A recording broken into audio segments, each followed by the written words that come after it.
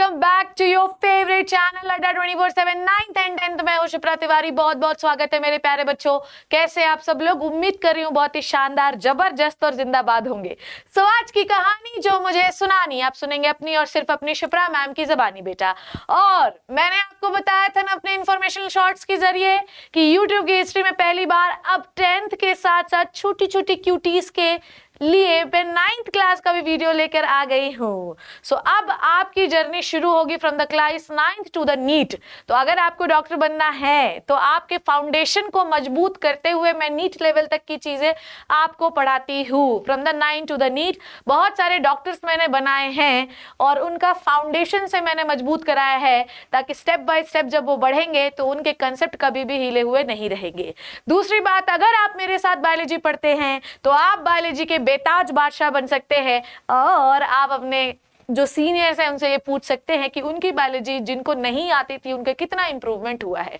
अगर कोई class 10th का बच्चा, 11 का बच्चा, नीट का बच्चा जो अभी मेरे से पढ़ रहा है, अगर वो मेरे पिछले छोटे बच्चों वाले वीडियोस लगा रखा है, 10th वाले वीडियोस देख रखा है, वो कमेंट सेक्शन में बताएगा कि क्या इंप्रूवमेंट हुआ आपका बायोलॉजी में मेरे साथ पढ़ने के साथ। ओके, सो प्यारे बच्चों, क्लास 9th वालों, for the first time I am very excited, very happy कि मैं 9th वालों को पढ़ा रही हूँ। पर मेरे प्यारे बच्चों, ठीक है, जब मैं आपको ये chapter the cell unit of the life, ठीक है, fundamental unit of the life, जब मैं आपको पढ़ा दूंगी तो आपको ऐसा लगेगा कि हाय रब्बा, सेल तो यही है। और यही चैप्टर फिर आपको क्लास 11th में भी मिलेगा। सो आप इस चैप्टर को प्लीज ध्यान से पढ़िएगा। इसके लिए ना तो मुझे कोई स्लाइड्स की जरूरत है, स्टिल मैं बना के लेके आई हूँ। मुझे सिर्फ और सिर्फ डायग्राम्स की जरूरत है और डायग्राम से आपको ये चैप्टर इतना अच्छा क्लियर हो जाएगा कि आप सोच भी नहीं सकते होंगे कि ओह माय गॉश, सेल भी ऐसा हो सकता है।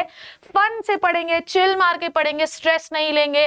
9th के चैप्टर लगते होंगे आपको डिफिकल्ट, पर शिप्रा मैम के साथ पढ़ने में के बाद आपको ऐसा लगेगा कि जो है वो यही है, बाकी तो कुछ नहीं है। ठीक है बच्चों, so let's start with the cell. ठीक है, चलिए शुरू करते हैं। Let's get started. चलो, सेल चैप्टर में हमने क्या क्या पढ़ना है पहले वो मैं आपको लिख देती हूँ, उसके बाद मैं चैप्टर को आगे बढ़ाती हूँ। क्योंकि ये वन शॉट वीडियो है तो हम चैप्टर को जल्दी से कंप्लीट करने की कोशिश करेंगे। किसी भी ऑर्गेनिज्म को बेटा जी जब हम देखते हैं, ध्यान से सुनो, किसी भी ऑर्गेनिज्म को जब हम देखते हैं तो हमें क्या दिखता है मैम? उसकी 2 आंखें दिखती है, उसका गुस्सा दिखता है, उसका प्यार दिखती है, उसकी नफरत दिखती है। पर बेटा जो आपको नहीं दिखता है वो है उसकी सेल। आपकी बॉडी जो है ना पूरी, वो सेल से बनी हुई है। ठीक है, जो आपको नेकेड आई से दिखाई नहीं देती, पर माइक्रोस्कोप, चाहे लाइट माइक्रोस्कोप हो, चाहे इलेक्ट्रॉन माइक्रोस्कोप हो, चाहे कंपाउंड माइक्रोस्कोप हो, कोई भी माइक्रोस्कोप हो, उससे आपको इसकी सेल दिखाई देती है। कोई भी ऑर्गेनिज्म अगर उस अर्थ में आया है, वायरसेस को छोड़ दीजिए क्योंकि बाहर तो वो नॉन लिविंग होते हैं, कोई भी ऑर्गेनिज्म अगर वो इस अर्थ में आया है मेरे लल्ला, तो वो किससे बना हुआ है? सेल से। So cell is the basic structural functional fundamental unit of the life. यहाँ पे 2 शब्द में और ऐड करना चाहूंगी, structural, functional, fundamental unit of the life. मतलब दुनिया में अगर कोई इंसान आया है तो सबसे पहले उसकी सेल आई होगी। बिना सेल के कोई भी ऑर्गेनिज्म नहीं बन सकता। तो मैम इंसान को बनाने वाली सेल कौन सी है? तो इंसान को बनाने वाली सेल, पहली सेल है बेटा जाइगोट। जाइगोट नहीं बनता तो अपन बनते क्या? फिर तो चबड़ चबड़ बोलते क्या? नहीं ना। तो सबसे पहली जो चीज है स्ट्रक्चरल, स्ट्रक्चर को बनाने के लिए पहली सेल जाइगोट। कोई भी चीज फंक्शन करने के लिए पहली चीज सेल। और कोई भी प्रक्रिया आपके शरीर में चल रही है, it is due to the cell बेटा। सेल नहीं तो लाइफ नहीं तो कुछ नहीं। ठीक है, तो पहली सेल ही होती है। इस चैप्टर में हम लोग सबसे पहले क्या पढ़ेंगे? इस चैप्टर का इंट्रोडक्शन पढ़ेंगे। इंट्रोडक्शन के साथ साथ इस चैप्टर में हम पढ़ेंगे सेल की डिस्कवरी कैसे हुई है। डोंट वरी, बस आपको मेरे साथ अपनी एनसीईआरटी लेकर बैठना है ताकि इस चैप्टर को आप कंटेस्ट कर सके। और अगर शिप्रा मैम पढ़ाती है तो उनका एक क्वालिटी ये है कि एनसीईआरटी वो साथों साथ लेकर चलती है, जिसे वो कहती है एनसीईआरटी बूटी। ठीक है, एनसीईआरटी बूटी आपको पिलाती रहेगी ताकि किसी भी प्रकार का कोई कंफ्यूजन ना हो। ठीक है, उसके बाद डिस्कवरी के बाद हम बात करेंगे किसके बारे में? हम बात करेंगे सेल के कंपोनेंट के बारे में। ठीक है, उसके बाद हम किसके बारे में बात करेंगे? सेल कंपोनेंट के बारे में। ठीक है, सेल कंपोनेंट क्या क्या है भैया, किन किन चीजों से सेल आपकी मिलकर बनी होती है। उसके बाद इसी चैप्टर में मैं आपको डिस्कस कराऊंगी यूकैरियोटिक सेल के बारे में प्लस प्रोकैरियोटिक सेल के बारे में। क्या होता है ये? बड़ा कंफ्यूजन है जीवन में मैम, ये यूकैरियोटिक सेल और प्रोकैरियोटिक सेल क्या होता है, ठीक है। सेल कंपोनेंट में मैं आपको सारे सेल ऑर्गेनल भी पढ़ाऊंगी और लास्ट में मैंने आपको बताना है सेल डिवीजन। तो देखने में तो लग रहा है मैम 4-5 चीजें ही तो कंप्लीट करनी है, पर ना मुन्ना ना, उसके बाद तुम्हें ये सब जो डिटेल में जब मैं आपको पढ़ाऊंगी, वन शॉट में भी इतने अच्छे से पढ़ा दूंगी कि दूसरे के डिटेल वीडियो भी आपको लगेंगे वन शॉट ही बेटर है इनका, ठीक है। तो वन शॉट में मैं आपको सारी चीजें प्रॉपरली अच्छे से एक्सप्लेन कर दूंगी कि आपको बिल्कुल भी डिटेल्ड वीडियो की जरूरत नहीं होगी बच्चों। बिना किसी देरी के हम समझते हैं इसका इंट्रोडक्शन। क्लियर है? तो हमको ये समझ में आ गया कि किसी का भी जीवन सेल से ही बना है। Cell is the structural functional fundamental unit of the life. रटते जाइएगा, याद करते जाइएगा। ऐसा बिल्कुल नहीं होना चाहिए कि मैम गई और हम सब भूल गए, बड़ा गर्त हो गया, ये नहीं करना है राजा। क्लियर है? चलो भैया, सबसे पहले डिस्कवरी की बात करते हैं तो आते हैं 1831 में, प्यारे हमारे रॉबर्ट हुक। ठीक है, हुक हुक हुक, ठीक है। हुक का मतलब होता है कोई कड़क चीज इन्होंने डिस्कवर की होगी। तो इन्होंने क्या देखा, इन्होंने ये देखा कि भैया ये इनके पास एक्चुअली रॉबर्ट हुक पता है कौन थे? रॉबर्ट हुक क्या कर रहे थे? माइक्रोस्कोप बना रहे थे। अब माइक्रोस्कोप बना रहे थे तो उनको कुछ नीचे देखने के लिए चाहिए भी था ना। तो इन्होंने क्या किया कि गए और प्लांट की छाल को काटा, छाल जो ऊपर बार्क लगी रहती है, और बोले चलो आज हम इसी को देखते हैं। बोलो वो तो उनका दिमाग ही सट हो गया कि भाई माइक्रोस्कोप तो हटाओ, भाड़ में गया। ये जो कंपार्टमेंट जैसा स्ट्रक्चर इसके प्लांट में दिख रहा है, ये कंपार्टमेंट जैसा, ये हनी कोम्ब जैसा क्या है? ये जो हनी कोम्ब जैसा है ये क्या है? समझ में आई बात? और ऐसा नहीं है कि उन्होंने सिर्फ एक प्लांट की उसमें देखा, उन्होंने बहुत सारी सेल वॉल में जो डेड लेयर होती ना प्लांट के, उन सेल वॉल्स में देखा तो उनको एक हनी कॉम्ब लाइक जैसा, मधुमक्खी के छत्ते जैसा स्ट्रक्चर दिखा, कंपार्टमेंट लाइक देखा। ठीक है, समझ में आई बात? तो उन्होंने देखा और उन्होंने बोला ओ माय गॉड ये क्या है। तो उन्होंने सेल को एक हनी कॉम्ब लाइक स्ट्रक्चर दिखाया जो कि एक दूसरे से जुड़ी हुई रहती है। ठीक है, कब दिखाया? रॉबर्ट हुक ने सबसे पहली बार सेल को डिस्कवर किया। और ये जो है इन्होंने किस में डिस्कवर किया? डेड सेल्स में। डेड सेल मतलब कॉर्क में डिस्कवर किया। कॉर्क क्या होती है? प्लांट के ऊपर पाई जाने वाली डेड लेयर होती है। उसके बाद आए ल्यूवेनहॉक। ठीक है, ल्यूवेनहॉक बोले, ठीक है, रॉबर्ट हुक से वो बड़े इंस्पायर हो गए और ल्यूवेनहॉक तो और मॉडर्न माइक्रोस्कोप बनाने के चक्कर में थे। ठीक है, तो रॉबर्ट हुक ने सेल को डिस्कवर किया in the cork slice in the dead layer of the plant, और उनको वो कैसी दिखाई दे रही थी? Honeycomb like. फिर ल्यूवेनहॉक पिक्चर में आए। ल्यूवेनहॉक ने बोला, ल्यूवेनहॉक ने कुछ नहीं बोला, वो भी माइक्रोस्कोप ही डिस्कवर कर रहे थे, पर उनको क्या दिखी कि सेल जो होती है वो लिविंग, जो फर्स्ट लिविंग सेल जो किसी ने देखी वो थी आपकी एंटोनी वॉन ल्यूवेनहॉक। पूरा नाम लिखना चाहूंगी मैं बेटा जी, Antonie van Leeuwenhoek. For the first time living cell किसने देखी? First time living cell observed by whom?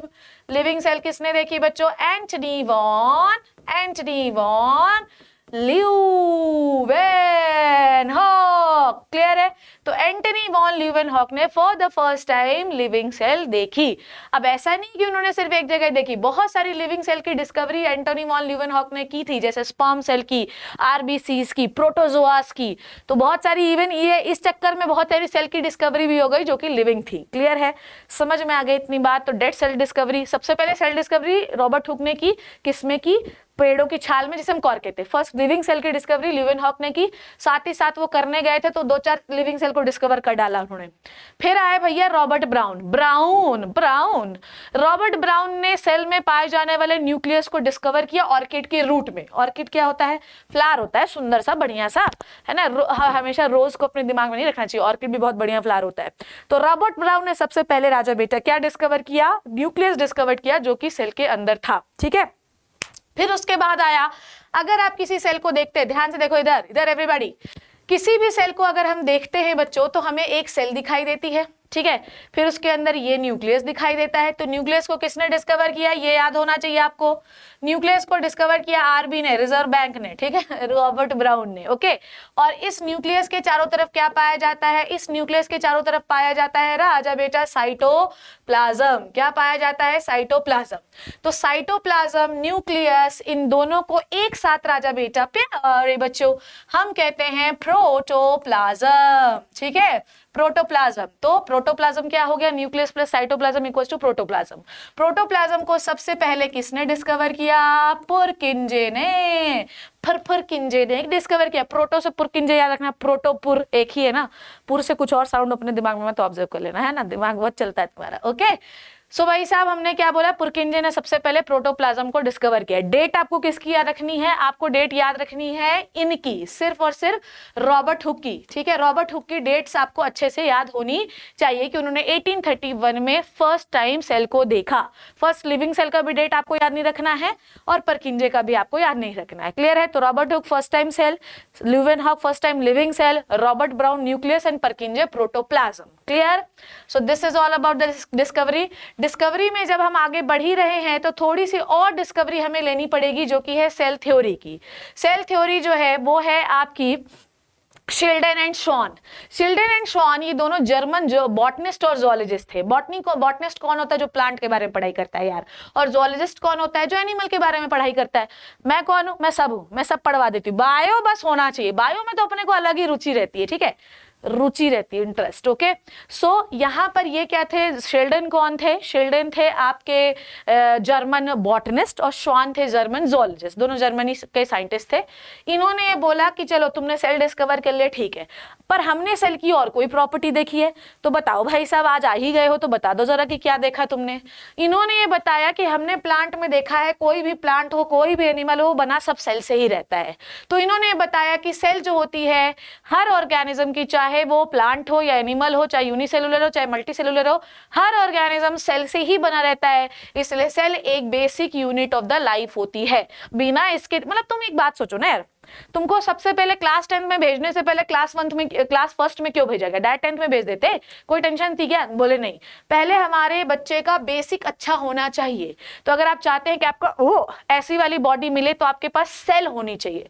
तो किसी भी ऑर्गेनिज्म में, चाहे वो मोटा है, पतला है, काला है, गोरा है, छोटा है, लंबा है, कैसा भी है, वो बना सेल से ही है। समझ में आ गई बात? तो cell is the basic structural fundamental unit of the life, ये हमको शिल्डन एंड शॉन ने बताया है। ठीक है, ये हम जो आप डेफिनेशन आज बोलते हैं ना कि cell is the basic structural fundamental unit of the life, ये एक्चुअली शिल्डन एंड शॉन ने बताया था हमको कि हर ऑर्गेनिज्म सेल से ही बना होता है। ठीक है, फिर उसके बाद आया रुडोल्फ विर्चो। ठीक है, इनका पूरा नाम मैं लिख देती हूँ। फिर आए बच्चों रुडोल्फ विर्चो। मेरे को ना मैं तुमको बता रही हूँ, मुझे स्लाइड्स देखने की जरूरत नहीं होगी। Everything, each and everything is learned by my mind. और आप इस वन शॉट को तेज भी कर सकते हैं, धीरे भी कर सकते हैं।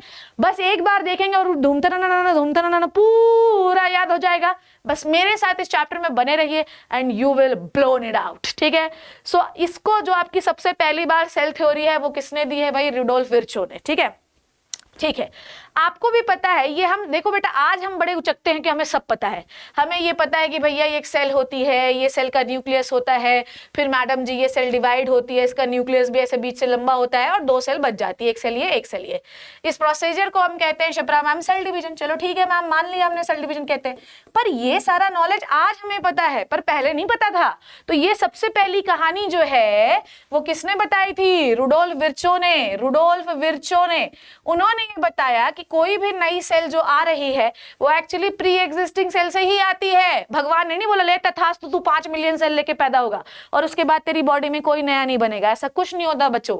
रुडोल्फ विर्चो ने ये बताया कि कोई भी जो दो नई सेल है, जो भी न्यू सेल है बच्चों, वो एक्चुअली प्री एग्जिस्टिंग सेल से ही बनती है। समझ में आई बात? कोई भी नई सेल प्री एग्जिस्टिंग सेल से ही बनती है। ये बात आपको अच्छी तरीके से कंठस्थ, बाप रे, यूट्यूब में ऐसा लिखोगी मैम, ऐसा लिखना आपको। ठीक है, कोई भी नई सेल जो होती है वो प्री एग्जिस्टिंग सेल से ही बनी हुई होती है। I hope this is clear to you guys. Discovery done हो गई। तो each and every organism is made up of cell. Cell is the basic structural fundamental functional unit of the life given by the Schleiden and Schwann. Each cell जो कि नई दिख रही है आपको, ठीक है, डिस्को दीवानी करती हुई, एक्चुअली प्रीवियस सेल से ही बनी हुई है बाय द सेल डिवीजन। ये हमें बताया विर्चो ने। ठीक है, और इलेक्ट्रॉन माइक्रोस्कोप, मैंने आपको बोला ना, ये सब कहानी हम कहाँ देख रहे हैं बच्चों? ये सब कहानी हम माइक्रोस्कोप के नीचे ही देखते हैं। डिफरेंट काइंड्स ऑफ माइक्रोस्कोप होते हैं। एक होता है सिंपल माइक्रोस्कोप। सिंपल माइक्रोस्कोप में सिर्फ एक लेंस से आप चीजों को देखते हैं। भाई छोटी छोटी सेल्स आपको कैसे दिखाई देंगे नेकेड आई से, आप कोई भगवान थोड़ी हो यार। तो जो सिंपल माइक्रोस्कोप होता है उसमें आप सीधे लगाओ और देख लो। कंपाउंड माइक्रोस्कोप में 2 लेंसेज से आप इमेज को देखते हो, और इलेक्ट्रॉन माइक्रोस्कोप से तो सेल के अंदर कौन सा सेल ऑर्गेनल है वो भी आप देख सकते हो, जिसको नॉलेन रस्का ने दिया। नॉलेन रस्का वो ब्रेड वाला रस्का नहीं है कि दूध में डुबो के खा लो, ठीक है। आ जाओ बच्चों, next is, so we have done the cell theory and we have done the cell discovery. आ जाओ, तो ये आपकी एनसीईआरटी है, आप देख सकते हैं। चलो अब एनसीईआरटी थोड़ा सा अगर आपका मन है तो देख सकते हैं, कोई टेंशन नहीं है। बाबा जी की बूटी ऐसे चलाओ भैया भूषण।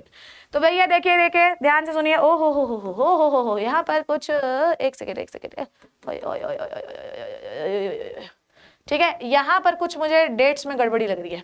यहाँ पे डेट्स में गड़बड़ी ये है, ये इसका डेट ये है ना, याद आया 1831 तो वो है न्यूक्लियस, सॉरी, ठीक है क्लियर। तो 1665 यही याद रखना है, वही मुझे लग रहा था कि कुछ गड़बड़, 1831 तो न्यूक्लियस है, तो ये याद रखना है बच्चों आपको। क्या कि न्यूक्लियस की डिस्कवरी नहीं, कुछ नहीं, सिर्फ आपको सेल की डिस्कवरी किसने की, रॉबर्ट हुक ने। लिविंग सेल की डिस्कवरी ल्यूवेनहॉक ने। चलो भैया, तो भैया आ जाइए, हम लोग पढ़ते हैं ये, ठीक है, फटाफट स्टार्ट करते हैं। तो रॉबर्ट हुक ने सबसे पहले क्या देखा, रॉबर्ट हुक ने सबसे पहले देखा ये, रॉबर्ट हुक ने सबसे पहले क्या देखा है, रॉबर्ट हुक ने देखा है कॉर्क, ठीक है, माइक्रोस्कोप ऐसे चलाओ भूषण। तो एक कॉर्क देखा, कॉर्क में क्या था, बार्क थी ये, ये देखो है ना 1665, ठीक है, 1831 न्यूक्लियस की डिस्कवरी है, ठीक है। तो इन्होंने देखा कि भाई कॉर्क में जो है ये हनी कॉम्ब लाइक स्ट्रक्चर दिखाई दे रहा है और यही सेल है, ठीक है, डन है डन है डन है डन है डन है डन है, ठीक है। बस इसमें और क्या लाइन पढ़नी है, दीज यूनिट्स जो आपको कॉर्क में दिखाई दे रही थी, इन्हीं को बाद में कहा कि यही सेल है। जो हनी कॉम्ब लाइक स्ट्रक्चर है उसमें जो कंपार्टमेंट दिख रहे हैं, इन्हीं को कहा कि ये सेल है, ठीक है। तो याद रखिएगा 1665 ये है आपका भैया, ये आगे आगे आगे आगे 1831 मैंने पता नहीं क्यों लिखा था, ठीक है, आई डोंट नो, दिमाग का ये है ना, रॉबर्ट ब्राउन न्यूक्लियस की डिस्कवरी 1830, ठीक है, हो जाता है यार, ठीक है। 1831 वो है रॉबर्ट ब्राउन ने न्यूक्लियस की डिस्कवरी की। 1665 ये डेट आपको याद रखनी है, आपको एक ही डेट याद रखनी है, बाकी कोई डेट आपको नहीं पूछी जाएगी। 16 एक्चुअली एनसीईआरटी में दिया है तो पूछा कुछ भी जाता है, पर आपकी मेनली बहुत पॉपुलर जो एग्जाम्पल्स है वो एनसीईआरटी से रॉबर्ट हुक के ही हैं। तो रॉबर्ट हुक ने फॉर द फर्स्ट टाइम क्या डिस्कवर किया, इन्होंने कॉर्क स्लाइस में देखा माइक्रोस्कोप से, तो इनको जो कंपार्टमेंट दिखे इन्होंने बोला यही सेल है। ल्यूवेनहॉक ने 1674 में क्या देखा, इन्होंने बहुत सारी लिविंग सेल डिस्कवर की, living cell into the pond water. फिर रॉबर्ट ब्राउन ने न्यूक्लियस डिस्कवर किया, पुरकिंजे ने प्रोटोप्लाज्म डिस्कवर किया, शिल्डन एंड स्वान ने इस सेम ईयर में आपकी सेल थ्योरी दी, और विर्चो ने 1855 में बताया कि every new cell is arises from the pre existing cell. तो ये डेट्स आपको याद रखनी है जो आपकी एनसीईआरटी में दी हुई है लल्ला, नहीं तो काम गड़बड़ हो जाएगा, ठीक है। तो ये याद रखिए, मेनली जो आता है एग्जाम में वो होता है रॉबर्ट हुक 1665, ठीक है, 1665 ये बड़ा पॉपुलर है, रॉबर्ट हुक 1665, ठीक है, ये बहुत पॉपुलर है। और 1831 न्यूक्लियस, ठीक है, which is given by the Robert brown. तो एक बार रिवाइज कर लेते हैं, सेल थ्योरी किसने दी, शिल्डन एंड शॉन ने, ठीक है, इसको मॉडिफाई किसने किया, विर्चो ने। लिविंग सेल किसने दी, ल्यूवेनहॉक ने। और कॉर्क किसने बताया कि उसमें सेल हैं, ये बताया रॉबर्ट हुक ने, ठीक है। प्रोटोप्लाज्म किसने दिया, पुरकिंजे ने, ठीक है। अब आते हैं कि ऑर्गेनिज्म कितने टाइप के हो सकते हैं। Organism on the basis of कितने नंबर ऑफ सेल हैं तुम्हारे पास, उसके आधार पे दो हो सकते हैं मेरे प्यारे बच्चों। पहला होता है यूनिसेलुलर ऑर्गेनिज्म, क्लियर है, समझ में आई बात। पहला जो होता है वो होता है यूनिसेलुलर ऑर्गेनिज्म, ठीक है, और दूसरे होते हैं मल्टीसेलुलर ऑर्गेनिज्म। ध्यान से सुनना तो सब कुछ समझ में आएगा। आ रही है बात इतनी मेरी समझ में कि कोई भी ऑर्गेनिज्म जो होता है वो बेसिकली दो प्रकार का हो सकता है, पहला यूनिसेलुलर ऑर्गेनिज्म और दूसरा मल्टीसेलुलर ऑर्गेनिज्म। यूनिसेलुलर ऑर्गेनिज्म मतलब एक ही सेल से बना होगा, मल्टीसेलुलर ऑर्गेनिज्म मतलब डिफरेंट काइंड्स ऑफ सेल से बने होंगे। यूनिसेलुलर ऑर्गेनिज्म के तो बहुत सारे एग्जांपल है, देखो मुझे पीछे देखने की जरूरत नहीं है, पीछे आपको देखना है कि क्या लिखा हुआ है, मैं आपको समझा रही हूं, ध्यान से सुनना। एक सेल ऑर्गेनिज्म मतलब एक कोशिकी जीव ने हम कहते हैं, बेटा इनके जीवन में कुछ नहीं, झंडा इनका जीवन। एक ही सेल जो होती है वो पूरे दुनिया के सारे काम कर लेती है। जैसे अमीबा है, एक ही सेल से गैस अंदर बाहर हो रही है, एक ही सेल के अंदर डाइजेशन हो रहा है, एक ही सेल के अंदर सर्कुलेशन हो रहा है, सब एक ही सेल, ठीक है। पर जैसे जैसे डेवलपमेंट होता जाता है बॉडी मल्टी सेलुलर होती जाती है। बॉडी में हर सेल को, हर ऑर्गन को एक काम डिवाइड किया जाता है। जैसे कि हम लोग पढ़ते हैं हमेशा, सेल से क्या बनता है, टिश्यू, ठीक है। टिश्यू से क्या बनता है? ऑर्गन। ऑर्गन से क्या बनता है बच्चों? Organ system. क्लियर है। और एक ऑर्गन सिस्टम से मतलब बहुत सारे ऑर्गन सिस्टम मिला लो तो ऑर्गेनिज्म बनता है। तो हमारे पास बहुत सारे ऑर्गन सिस्टम है कि नहीं? Digestive system, respiratory system, circulatory system, बहुत सारे सिस्टम है कि नहीं आपके पास? तो कुल मिला के सारे सिस्टम का फंडामेंटल कौन है? सेल है। सेल को जोड़ जोड़ के हमने टिश्यू बनाया, टिश्यू को जोड़ जोड़ के ऑर्गन, ऑर्गन को जोड़ जोड़ के ऑर्गन सिस्टम और फिर ऑर्गेनिज्म बनाया है। क्यों किया है बेटा? क्यों किया है? मत करते ऐसा। पर हमारी बॉडी में जब डेवलपमेंट हुआ तो हमें समझ में आया कि हर सेल का अपना एक स्पेसिफिक फंक्शन होता है।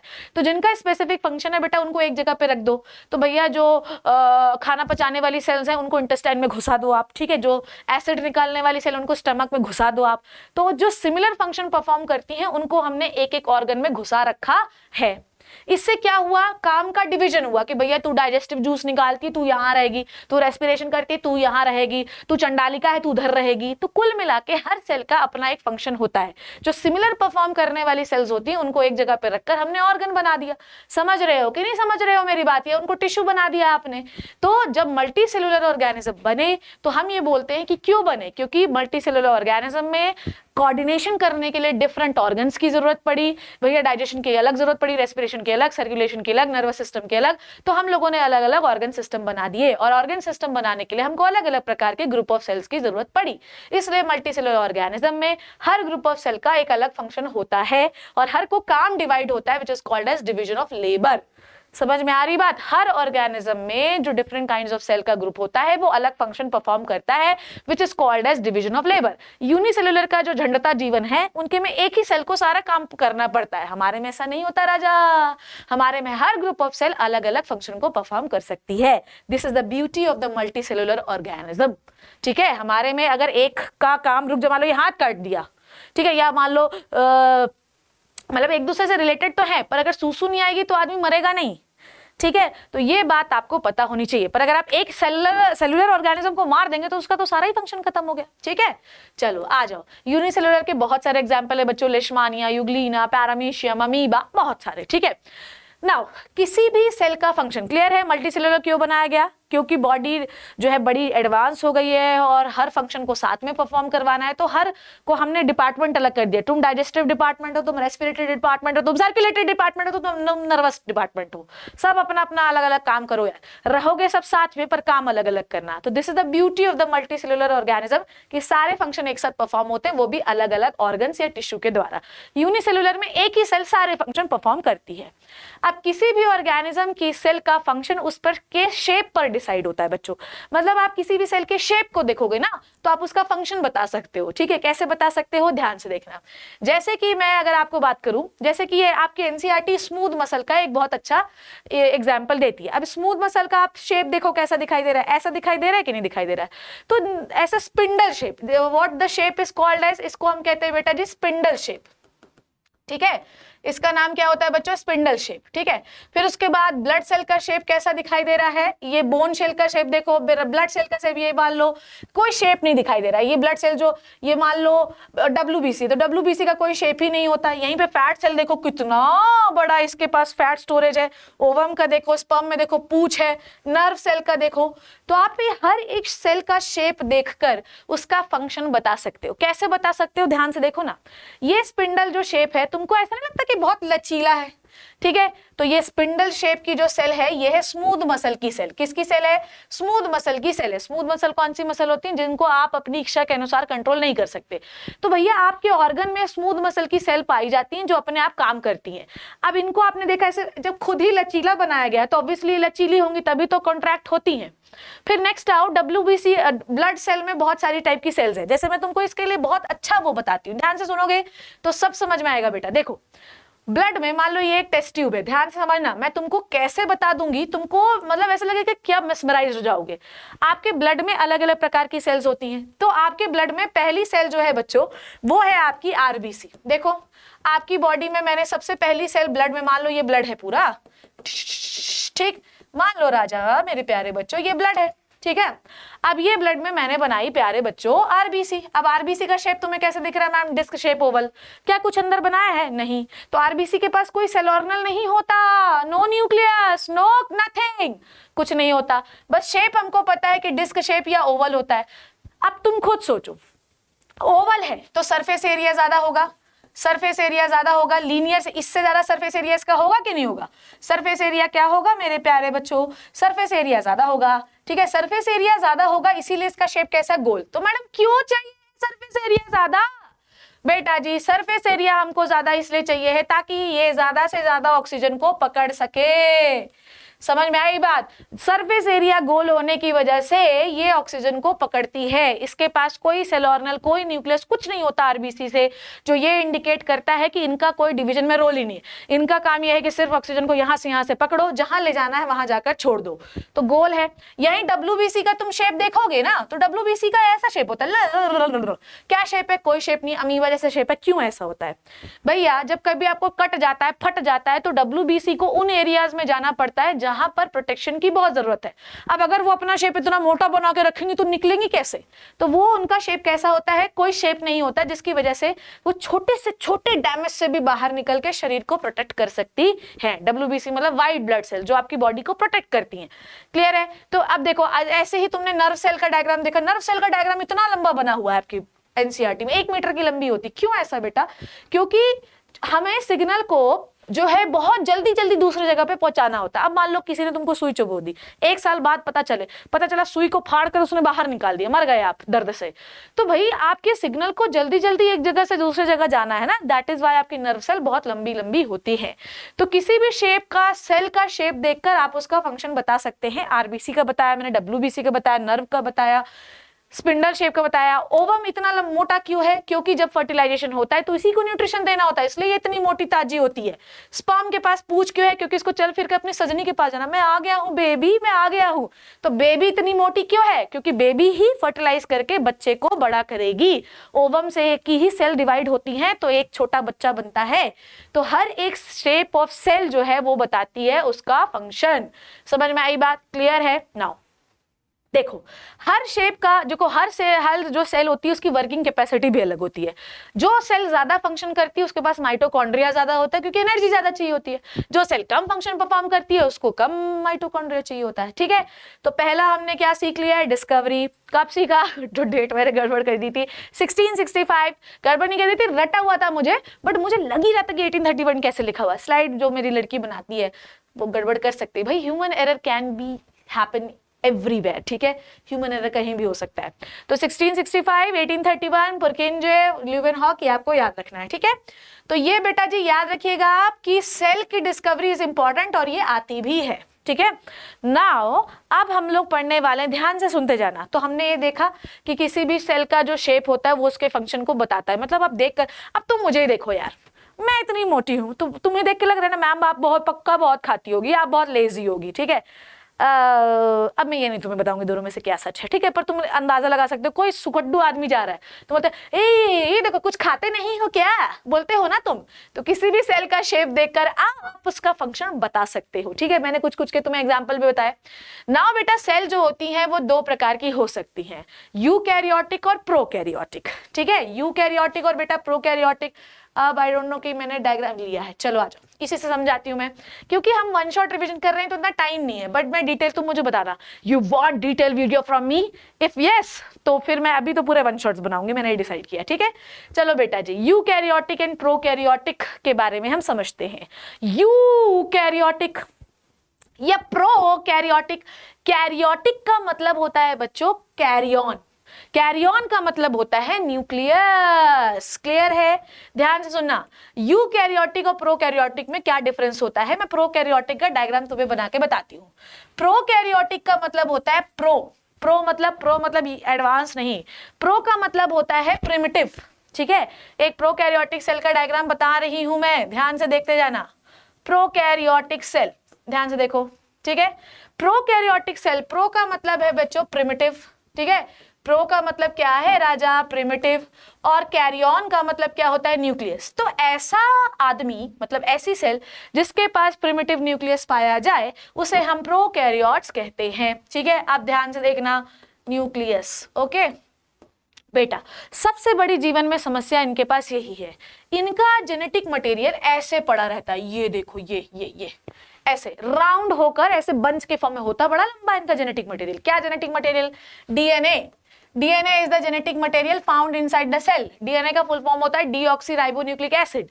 डीएनए के पास होती है इंफॉर्मेशन जो वो नेक्स्ट जनरेशन में लेके जाता है। तो अगर मम्मी के बाल हैं करली, पापा के बाल हैं काले और स्ट्रेट, तो वो दोनों की इंफॉर्मेशन बच्चे में लेके जाएगा। अब वो बच्चे में कौन सा पार्ट उसका एक्सप्रेस हो रहा है, कौन सा जीन एक्सप्रेस हो रहा है, मैं पढ़ाऊंगी जीन के बारे में, वो बच्चा डिसाइड करेगा, ये बच्चे की बॉडी। ठीक है, अब ये जो इनका ध्यान से सुना, मैं प्रोकैरियोटिक सेल का डायग्राम बना रही हूँ। प्रोकैरियोटिक सेल को प्रोकैरियोट्स क्यों कहते हैं, ध्यान से समझना। प्रोकैरियोटिक सेल जो होता है, इनके में डीएनए कैसा होता है, सर्क्यूलर। कैसा होता है, सर्क्यूलर। और डीएनए के ऊपर कोई मेम्ब्रेन नहीं होती है। DNA having no membrane. ठीक है, तो इनके डीएनए के ऊपर कोई मेम्ब्रेन नहीं होती। डीएनए इनका नंगू पंगू होता है, डीएनए नेकेड होता है। ठीक है, तो इनके डीएनए में कोई मेम्ब्रेन नहीं होती, तो डीएनए इनका नेकेड होता है। तो हम ये कहते हैं कि इनके पास न्यूक्लियस मेम्ब्रेन नहीं होती। तो अगर इनके पास मेम्ब्रेन लगा दोगे तो फिर यूकैरियोट डीएनए बन जाएगा। क्लियर है? तो प्रोकैरियोट को प्रोकैरियोट इसलिए कहते हैं क्योंकि इनका डीएनए किसी भी मेम्ब्रेन या कवर से बंद नहीं होता, बहुत लंबा होता है और यहाँ वहां घूमता रहता है। समझ में आई बात? किसी भी प्रोकैरियोटिक डीएनए का अगला लक्षण क्या है बच्चों, राइबोसोम। ठीक है, इनके पास जो राइबोसोम होते हैं, ध्यान से सुनना, अभी हम राइबोसोम के बारे में भी पढ़ेंगे। इनके पास जो राइबोसोम होते हैं वो होते हैं 70S। अब ये क्या है वो मैं राइबोसोम में आपको पढ़ाऊंगी। ठीक है, तो ये दो मेजर डिफरेंस है जो प्रोकैरियोट्स में पाए जाते हैं। प्रोकैरियोट का एग्जांपल क्या है बच्चों, बहुत सारे प्रोकैरियोट है बेटा। बैक्टीरिया हो गया प्रोकैरियोट, जितने भी दुनिया में बैक्टीरिया है वो सब प्रोकैरियोट ही होते हैं। अब देखो, न्यूक्लियर मेम्ब्रेन नहीं है, तुम इस पहले यूकैरियोट का डायग्राम पढ़ोगे तब डिफरेंस समझ में आएगा। यूकैरियोट प्लांट सेल भी हो सकती है और एनिमल सेल भी हो सकती है। जितने भी एनिमल सेल हैं they all are eukaryotes. Clear है? अब देखो, प्लांट सेल और एनिमल सेल में क्या डिफरेंस होता है बच्चों। प्लांट सेल में सेल वॉल होती है, एनिमल सेल में सेल वॉल नहीं होती है। प्लांट सेल अपना शेप नहीं चेंज कर सकते हैं, एनिमल सेल हल्का हल्का फ्लेक्सिबल होते हैं, वो भी चेंज नहीं कर सकते पर फ्लेक्सिबल होते हैं। प्लांट सेल में देखो तो क्लोरोप्लास्ट होता है क्योंकि वो फोटोसिंथेसिस करते हैं, एनिमल सेल में नहीं होता क्योंकि वो फोटोसिंथेसिस नहीं करते। प्लांट सेल में भी माइटोकॉन्ड्रिया होता है जो कि एनर्जी बनाता है, एनिमल सेल में भी माइटोकॉन्ड्रिया होता है। प्लांट सेल के न्यूक्लियस के ऊपर भी न्यूक्लियर मेम्ब्रेन होती है। देखो, न्यूक्लियस मेम्ब्रेन अच्छा सा शेप वाला न्यूक्लियस है और इनके पास भी न्यूक्लियस के ऊपर न्यूक्लियर मेम्ब्रेन होती है। और इनकी मेम्ब्रेन देखो, यू प्रोकैरियोट में न्यूक्लियर मेम्ब्रेन तो थी नहीं ना राजा, वो तो नंगू पंगू घूम रहे थे। यहां पर न्यूक्लियर मेम्ब्रेन है, न्यूक्लियस के ऊपर कवर है, कंबल ओढ़े बैठा है न्यूक्लियस। तो न्यूक्लियस के चारों तरफ ये देखो ये सेल ऑर्गेनल आपको दिखाई दे रहे हैं। तो nuclear membrane bound cell organelle आपको प्रोकैरियोट में नहीं दिखाई देंगे क्योंकि कवर ही नहीं है। तो कवर से बने हुए जितने भी बेताल 25 होंगे वो सब कोई नहीं होंगे प्रोकैरियोट के पास। इनके पास न्यूक्लियर मेम्ब्रेन है जिसकी वजह से इनके चारों तरफ सेल ऑर्गेनल जो न्यूक्लियस से बाइंड होते हैं वो पाए जाते हैं। क्लियर है? समझ में आई बात? डन है? नाउ इनके पास गोल्गी अपैरेटस भी होता है जो कि मेम्ब्रेन बाउंड सेल ऑर्गेनल है। जब मैंने बोला कि मेम्ब्रेन बाउंड सेल ऑर्गेनल तो कौन सी मेम्ब्रेन से बाउंड, न्यूक्लियस की मेम्ब्रेन के से बाउंड। तो अगर मेम्ब्रेन ही नहीं है तो मेम्ब्रेन बाउंड सेल ऑर्गेनल होगा क्या प्यारे बच्चों? नहीं होगा, नहीं होगा। तो प्रोकैरियोट में न्यूक्लियर मेम्ब्रेन ही नहीं होती, तो मेम्ब्रेन बाउंड जितने भी सेल ऑर्गेनल है जैसे एंडोप्लाज्मिक रेटिकुलम, जैसे गोल्गी बॉडी, ये प्रोकैरियोट्स में नहीं पाए जाते। ठीक है, समझ में आई बात? राइबोसोम यूकैरियोट में होता है 80S। अभी ये क्या है मैं राइबोसोम में पढ़ाऊंगी, प्रोकैरियोट में होता है 70S। बस मुझे इतना पढ़ाना है। और प्लांट सेल में बड़ा सा एक वैक्यूल होता है जो कि प्लांट सेल में आई डोंट नो यहाँ पे क्यों नहीं बना है, पर इतना बड़ा होता है कि न्यूक्लियस को बोलता है चल उधर, चल चल चल चल साइड हो जा, साइड हो जा। तो प्लांट सेल में इतना बड़ा वैक्यूल होता है जो न्यूक्लियस को साइड कर देता है। इसमें न्यूक्लियस आपको बड़ा दिख रहा है पर एग्जैक्ट डायग्राम में न्यूक्लियस आपको साइड में दिखेगा, वैक्यूल बड़ा होता है। एनिमल सेल में इतने बड़े बड़े वैक्यूल नहीं होते, छोटू छोटू से होते हैं क्योंकि एनिमल सेल के में बॉडी में बहुत सारी चीजें होती है जो न्यूट्रिशन को स्टोर कर सकते हैं, प्लांट सेल में वैक्यूल स्टोर करता है। ठीक है, क्लियर? एवरीबॉडी एवरीबॉडी, जोश कम नहीं होना चाहिए, जोश कम नहीं होना चाहिए पढ़ने के दौरान। ठीक है, प्रोकैरियोट देखो, प्रोकैरियोट में मेम्ब्रेन बाउंड सेल ऑर्गेनल होंगे क्या? नहीं होंगे। देखो भैया, क्योंकि वन शॉट रिवीजन है तो आप इसकी स्पीड को स्लो या तेज कर सकते हैं, आपकी इच्छा है। स्लाइड्स आपको पढ़नी है, स्लाइड्स आपको ऐप डाउनलोड करने के बाद मिल जाएंगी, तो आप पूरे नोट्स अच्छे से लिख सकते हैं, बना सकते हैं, कोई इशू नहीं है। दूसरी बात, आप मेरी स्पीड अब भी सिर्फ सुनो। First time this one short video you have to listen very carefully, लिखो नहीं अभी कुछ भी, क्योंकि देखो मैं फास्ट ही चलूंगी, मुझे सब याद है, कोई टेंशन नहीं, याद तुम्हें करना है। तो तुम्हें इसलिए क्या करना है, ऐप को डाउनलोड कर लेना है और वहां से नोट्स मिल जाएंगे। और अगर आपको नहीं मिलता तो मेरा एक टेलीग्राम चैनल है, उस पर भी आपको मैं नोट्स दे सकती हूँ। चलो आ जाओ। देखो सेंट्रियोल इनमें एब्सेंट होता है। सेंट्रियोल क्या, सेल ऑर्गेनल होता है जिससे सेल डिवाइड होती है, ठीक है, समझ में आई बात। इनके में नहीं होता सेंट्रियोल, इनके में होता है पर प्लांट में नहीं होता, ओनली एनिमल में होता है। प्लांट सेल में सेंट्रियोल नहीं होता। सेंट्रियोल जो होता है ये सिर्फ एनिमल सेल में होता है, ना प्लांट सेल में ना प्रोकैरियोट में। क्या काम होता है, ये क्रोमोसोम को खींचने का काम करता है। नेक्स्ट, सेल डिवीजन इनका कैसे होता है, एक प्रोसेस होता है बाइनरी फिजन। एक सेल होती है, दो भागों में कट जाती है, दो सेल में बढ़ जाती है, this is called as binary fission. इनके में दो प्रकार का सेल डिवीजन है, माइटोसिस और मियोसिस, ये मैं आखिरी में पढ़ाऊंगी आपको।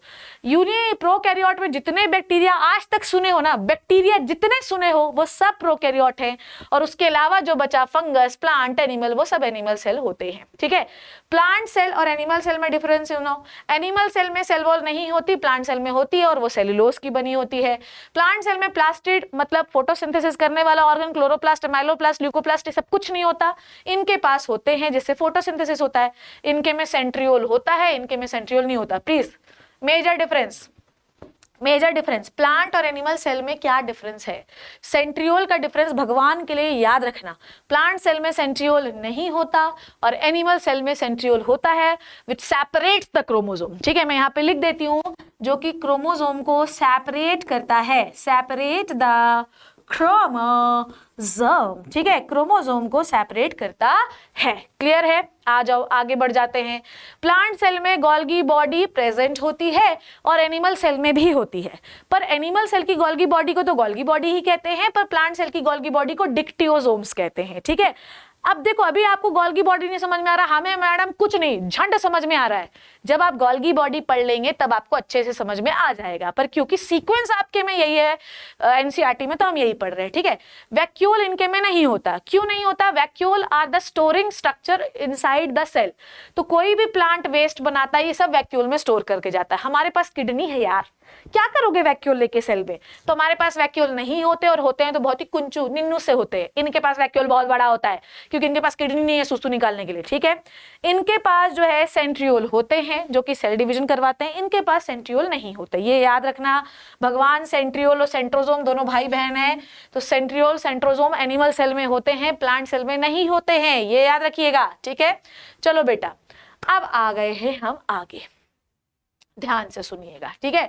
अब ये जो है, इसको पढ़ाने से पहले मैं आपको कुछ चीजें समझाना चाहती हूँ, जो कि है भैया पहले plasma membrane, I don't know plasma membrane, ठीक। चलो आ जाओ, ये थोड़ा ऊपर नीचे हो गया है। चलो अब आ जाओ बेटा, मैं तुम्हारे लिए एक सेल बनाना चाहती हूँ। आओ देखो, मान लो कि मैं ये एक सेल बना रही हूँ, ठीक है। मैं एक ही सेल में तुम्हें सब समझा दूंगी, कोई भी समस्या नहीं आएगी। एक सेल में you learn each and everything.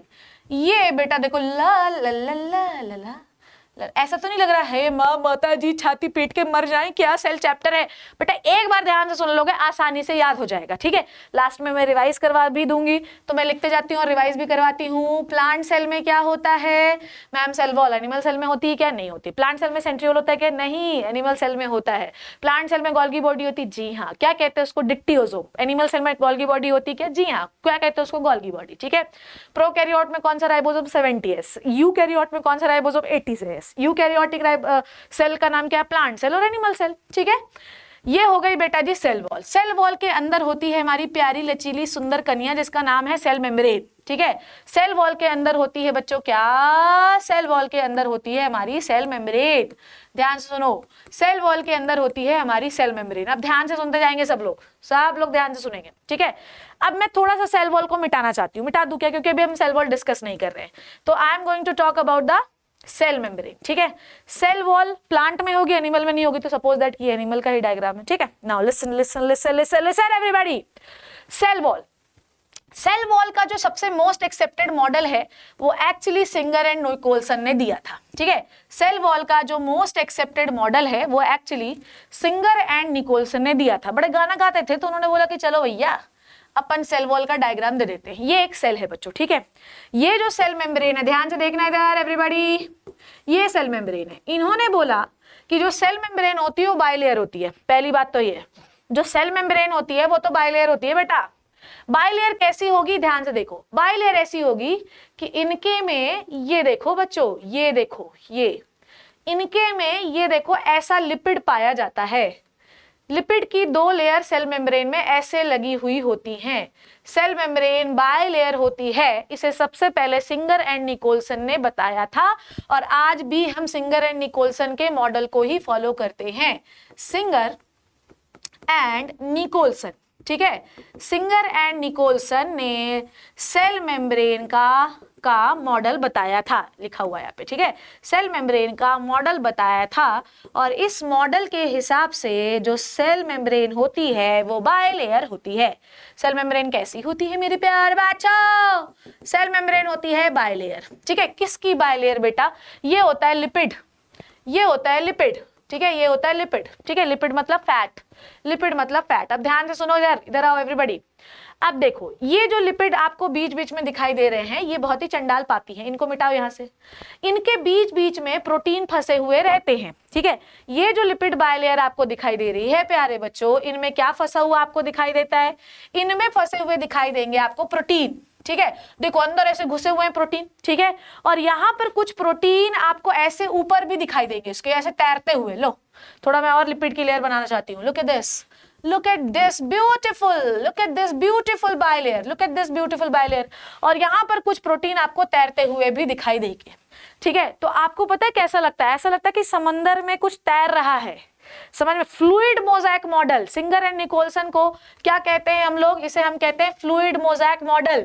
कौन सा मॉडल है प्यारे बच्चों? This is called as fluid mosaic model, ठीक है, ध्यान से समझो। फ्लूइड मोज़ेक मॉडल क्यों कहते हैं? ऐसा लगता है ऊपर से देखो तो ऐसा लगता है पानी में के ऊपर कोई चीज तैर रही है। तो ये लिपिड, ऊपर से सेल को देखो तो लिपिड का पूरा आइसबर्ग दिखता है, पूरा लिपिड लिपिड, और उसके ऊपर प्रोटीन तैरते हुए दिखाई देते हैं।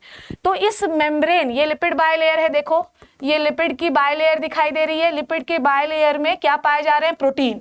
अब ये प्रोटीन कैसे हैं? सेल मेम्ब्रेन में अच्छे से धसे हुए, देखो धसे हुए ना, इसलिए हम इनको कहते हैं इंट्रिंसिक प्रोटीन। बेटा क्या कहते हैं? Intrinsic protein. और ऊपर कुछ प्रोटीन झकोले खा रहे हैं, ठीक है। ये जो प्रोटीन होते हैं इनको हम कहते हैं एक्सट्रिंसिक प्रोटीन, जो तैरते हुए रहते हैं। मैडम क्यों चाहिए प्रोटीन? बेटा लिपिड से कोई भी वाटर वाली चीज, कोई फैट, तुम बताओ पानी में तेल घुलता है क्या यार? बोलो घुलता है क्या? नहीं घुलता ना। तो अब अगर हमें कोई ऐसी चीज भेजनी है जो पानी को प्यार करती हो, पानी से उसका प्यार हो, तो इससे व्हाइट वाले से तो पास नहीं कर सकते, तो हमने प्रोटीन के चैनल बना रखे हैं। तुम यहां से कोई भी वाटर सॉल्युबल चीज को बाहर कर सकते हो, या सेल के अंदर या सेल के बाहर ले जा सकते हो। तो प्रोटीन के चैनल में से आप पास करते हो उन चीजों को जो पानी से प्यार करती है, क्योंकि लिपिड से आप पानी वाली चीजों को कैसे पास करोगे? क्योंकि लिपिड तो नफरत करता है पानी वाली चीजों से। तो इसलिए हमने प्लाज्मा मेम्ब्रेन में प्रोटीन लगा रखा है, ताकि जो भी पानी को प्यार करता है उसे हम प्रोटीन के बीचों बीच में से पार कर सके, ठीक है। प्रोटीन ऐसा होता है, ऐसा। तो यहां से आप कोई भी चीज को अंदर या बाहर कर सकते हो, क्लियर है, ठीक है। तो लिपिड बायलेयर मॉडल होता है, लिपिड को, बायलेयर को हम सिंगर एंड निकोलसन मॉडल कहते हैं, फ्लूइड मोज़ेक मॉडल भी कहते हैं। लिपिड के बीच में जो प्रोटीन होते हैं, जिसे हम इंट्रिंसिक प्रोटीन तैरते रहते हैं, उसे हम एक्सट्रिंसिक प्रोटीन कहते हैं।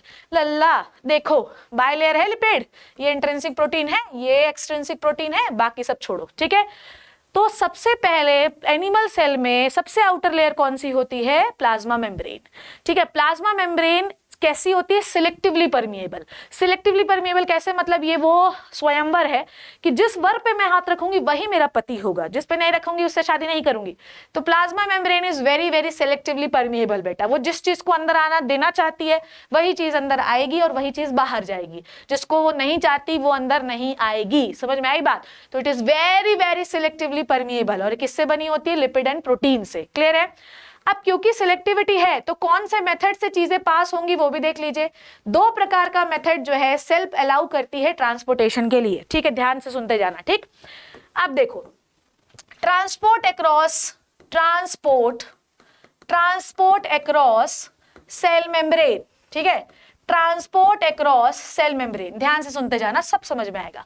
सेल मेम्ब्रेन के हमको ये पता है कि सेल जिसको चाहेगी उसी को अंदर आने देगी, जिसको चाहेगी उसी को बाहर जाने देगी, पर कोई मेथड होगा ना। ऐसे थोड़ी कि आ जाओ मेरे अंदर आ जाओ, मैं मरी जा रही हूं, बिल्कुल नहीं, कोई मेथड होगा।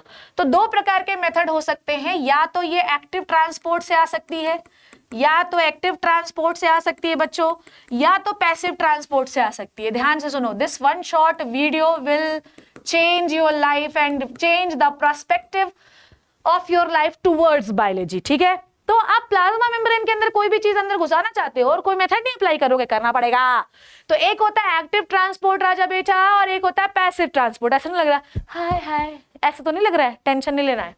सबसे पहले हम डिस्कवर करेंगे या डिस्कस करेंगे, डिस्कवर क्या करोगे, डिस्कस ही करोगे, पैसिव ट्रांसपोर्ट। पैसिव ट्रांसपोर्ट का मतलब है एनर्जी नहीं चाहिए है, एनर्जी नहीं चाहिए है हमको, बस हम अपने आप ही चले जाएंगे, भाड़ में गया सब, हम हमको छोड़ दो कहीं पे, हम अपने आप ही उड़ते हुए चले जाएंगे, ठीक है। अब ये दो प्रकार का हो सकता है बच्चों, एक होता है ऑस्मोसिस, ठीक है, और एक होता है डिफ्यूजन, ठीक है। एक होता है ऑस्मोसिस और एक होता है डिफ्यूजन। आप ध्यान से सुनेंगे सब लोग। पैसिव ट्रांसपोर्ट, एनर्जी वनर्जी नहीं चाहिए है हमको, तो भैया मौका मिलेगा तो हम उड़ेंगे ही, हम आजाद पंछी हैं, तुम सब भाड़ में जाओ, ठीक है। देखो डिफ्यूजन क्या होता है, ध्यान से सुनना, डिफ्यूजन के बारे में केमिस्ट्री में भी आप पढ़ते हैं।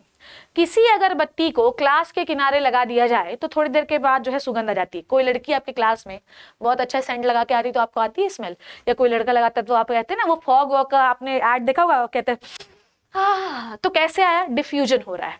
जब आप किसी भी पार्टिकल को हायर कॉन्सेंट्रेशन से लोअर कॉन्सेंट्रेशन की ओर भेजते हैं, जहां उसकी मात्रा ज्यादा है उसको कहां भेजना है, आपको कम मात्रा की ओर। कब तक भेजना है, जब तक की मात्रा बराबर ना हो जाए। अब एक कमरे में एक लड़का घुसा तो सारी लड़कियां हाय हाय कितना अच्छा सेंट लगा के आया है, ठीक है। ये लड़की घुसी तो आय हाय तू कौन सा सेंट लगा के आई, चल बता नाम उसको बता। पर थोड़ी देर के बाद सेंट की खुशबू गायब हो जाती। क्यों गायब हो जाती है समझना। डिफ्यूजन इज द प्रोसेस जहां पर आप चीजों को हायर कॉन्सेंट्रेशन से लोअर कॉन्सेंट्रेशन की ओर भेजते हैं। डिफ्यूजन सॉलिड लिक्विड गैस तीनों में हो सकता है, पर सबसे ज्यादा तेज होता है गैसेस में, ठीक है, क्योंकि गैसेस के मॉलिक्यूल लाइट होते हैं। अब ध्यान से समझना कि थोड़े समय के बाद खुशबू गायब क्यों जाती है, क्योंकि कमरा इतना बड़ा है, हमें कंसंट्रेशन को बराबर करना है, कमरे में कंसंट्रेशन बराबर करते करते सुगंध गायब हो गई। तो diffusion is the power of the molecule, solvent, liquid, anything to move from higher concentration to the lower concentration. कब तक, जब तक की कॉन्सेंट्रेशन बराबर ना हो जाए। अब यही प्रोसीजर आप through the selectively permeable membrane करोगे, मेम्ब्रेन से आजू बाजू करोगे, तो this is called as osmosis, ठीक है। अब तुम्हें बताती हूँ कि तुम्हारे शरीर में कहाँ कहाँ डिफ्यूजन होता है। बेटा सांस लेना सांस छोड़ना डिफ्यूजन है, ब्लड से आप कोई भी न्यूट्रिएंट इधर उधर भेज रहे हैं डिफ्यूजन है, ठीक है। तो आपकी बॉडी में तो हर जगह ही डिफ्यूजन चलता है, पसीना आ रहा है डिफ्यूजन है, सांस फूल रही है डिफ्यूजन है। ऑस्मोसिस क्या है, जब आप रूट से पानी को खींचते हो ऑस्मोसिस है। जब आपकी सेल ट्रांसपिरेशन से पानी को लॉस करती है, भाई पानी आता है ना एरियल पार्ट से पानी की, इसको कहते हैं ट्रांसपिरेशन, वो भी ऑस्मोसिस है। सेल जो है स्टोमेटा से पानी को अंदर बाहर आने देती है, ऑस्मोसिस है। तो जब आप हायर कॉन्सेंट्रेशन से लोअर कॉन्सेंट्रेशन की ओर चीजों को भेजते हैं, this is called as diffusion. पर मेम्ब्रेन के थ्रू भेज रहे हैं, बीच में दीवार लगा दे रही है, तब इसे हम कहते हैं ऑस्मोसिस। अब तुम मुझे बताओ, जब आप बाल्टी में पानी में हाथ डालते हैं तो आपकी उंगलियां फूल जाती हैं, ये क्या है, ऑस्मोसिस है या डिफ्यूजन? मुझे चैट सेक्शन में भी बताएंगे और मुझे आप जो है तो कमेंट सेक्शन में बताएंगे। जब आप बाल्टी में पानी से भरे हुए बाल्टी में हाथ डालते हैं तो आपके हाथ की उंगलियां फूल क्यों जाती हैं और थोड़े समय के बाद नॉर्मल क्यों जाती है? जिस बच्चे ने बताया उसको मैं तारीफ करूंगी, ठीक है। चलो भैया, तो जब आपके पार्टिकल का मूवमेंट हायर कॉन्सेंट्रेशन से लोअर कॉन्सेंट्रेशन की ओर हो रहा है, डिफ्यूजन कह रहे हैं। जैसे कि आप हर जगह आप सांस ले रहे हैं तो कार्बन डाइऑक्साइड को बाहर निकाल रहे हैं, ऑक्सीजन को ब्लड में डाल रहे हैं, क्योंकि ऑक्सीजन का कॉन्सेंट्रेशन लंग्स में ज्यादा ब्लड में कम, तो लंग्स से ब्लड में जाएगा। कार्बन डाइऑक्साइड का कॉन्सेंट्रेशन ब्लड में ज्यादा लंग्स में कम, तो ब्लड से लंग्स में आएगा। क्लियर है? डिफ्यूजन तो आपको समझा ही दिया मैंने। अब आते हैं ऑस्मोसिस, ठीक है। जब आप किसी चीज को सिलेक्टिवली परमिएबल मेम्ब्रेन के थ्रू भेजें, है डिफ्यूजन ही, पर अगर आप किसी सिलेक्टिवली परमिएबल मेम्ब्रेन के थ्रू भेजेंगे तो this is called as osmosis. Clear है? ठीक है। वैसे मैं तुमको बता दूं वो प्रोसीजर होता है ऑस्मोसिस, ठीक है, क्योंकि आपकी स्किन क्या है, मेम्ब्रेन। पानी का कॉन्सेंट्रेशन है बाल्टी में ज्यादा, तो बाल्टी से पानी आपकी बॉडी में आ जाएगा, और फिर जब आप निकाल देंगे तो यहाँ पर ज्यादा है पानी तो बाहर चला जाएगा। क्लियर है? ध्यान से समझिए। अब किसी भी सेल मेम्ब्रेन से क्या चीज अंदर बाहर होनी है, ये डिपेंड करता है कि आप उस सेल को किस लिक्विड में डुबो रहे हैं। जैसे मान लो सबसे पहले हम समझते हैं कौन सा सोल्यूशन, आइसोटोनिक वाला। देखो भैया, सबसे पहले हम समझते हैं आइसोटोनिक वाला। मान लो किसी बीकर में तुमने, ध्यान से समझते जाना, अगर हमने आरबीसी को किसी बीकर के अंदर ठूस दिया, ठीक है, मान लो कि ये बहन जी मेरी आरबीसी मुझे डुबो दिया, मुझे। अब अगर मैंने इस सोल्यूशन में डुबो दिया, आरबीसी जो बहुत सारी आरबीसी इसके अंदर डुबो दी, ठीक है। अब अगर सेल के साइटोप्लाज्म का कॉन्सेंट्रेशन, ध्यान से समझना, अब अगर सेल का साइटोप्लाज्म का कॉन्सेंट्रेशन मान लो x है और ये जो सोल्यूशन आपने भरा हुआ है इसका भी कॉन्सेंट्रेशन x है। कॉन्सेंट्रेशन का मतलब क्या समझते हो ना, इतनी केमिस्ट्री तो मेरे लल्ला पढ़ा रखा होगा ना तुमने। कॉन्सेंट्रेशन का मतलब ये है कि वाटर, कॉन्सेंट्रेशन का मतलब होता है वाटर प्लस सॉल्यूट का वॉल्यूम, वाटर प्लस सॉल्यूट का वॉल्यूम कितना है, ठीक है, ये होता है कॉन्सेंट्रेशन। तो इसका कॉन्सेंट्रेशन, ये इसमें उतने ही सोल्यूट और वाटर है लिक्विड में जितने आरबीसी में है। तो बेटा ना कोई चीज अंदर जा सकती है ना कोई चीज बाहर आ सकती है। यही कारण है कि आपके बॉडी के अंदर सेल टूटती फटती नहीं है, क्योंकि आपके बॉडी में जो लिक्विड है उसका कॉन्सेंट्रेशन आपकी सेल्स के बराबर होता है, जिसकी वजह से कोई भी चीज अंदर बाहर इतनी जल्दी से होती नहीं है। तो अगर आप किसी ऐसे सोल्यूशन में डुबो दीजिए अपनी सेल्स को जिनका कॉन्सेंट्रेशन उतना ही है, उतनी ही उनके अंदर सॉल्यूट है, वाटर है, जितना आपकी सेल के अंदर है, तो ना तो कोई चीज अंदर आएगी ना तो कोई चीज बाहर जाएगी। This is called as isotonic solution. आपकी बॉडी में आइसोटोनिक मेंटेन होती है कंडीशन, ठीक है, समझ में आ गई बात, क्लियर है इतनी बात। डन, आगे बढ़ते हैं। नेक्स्ट इज अगर मान लो कि मैंने अपनी से देखो, अब एक मैंने बीकर लिया, ये मैंने अपनी बहन जी सेल्स को डुबोया रो रही हैं वो, ठीक है। अगर इनका कॉन्सेंट्रेशन मान लीजिए, ध्यान से समझिए, अगर मान लीजिए इनका कॉन्सेंट्रेशन x था और जो लिक्विड आपने डाला है उसका कॉन्सेंट्रेशन x-1 था। x-1 समझते हैं, मतलब इसमें सॉल्यूट क्या है, कम, ठीक है, या हम कहते हैं सॉल्यूट कम है। सॉल्यूट मतलब सॉल्ट हो गया, शुगर हो गया, कुछ भी सॉल्यूट कहलाता है वो। और इसमें क्या हो गया, पानी ज्यादा हो गया, पानी ज्यादा, ठीक है।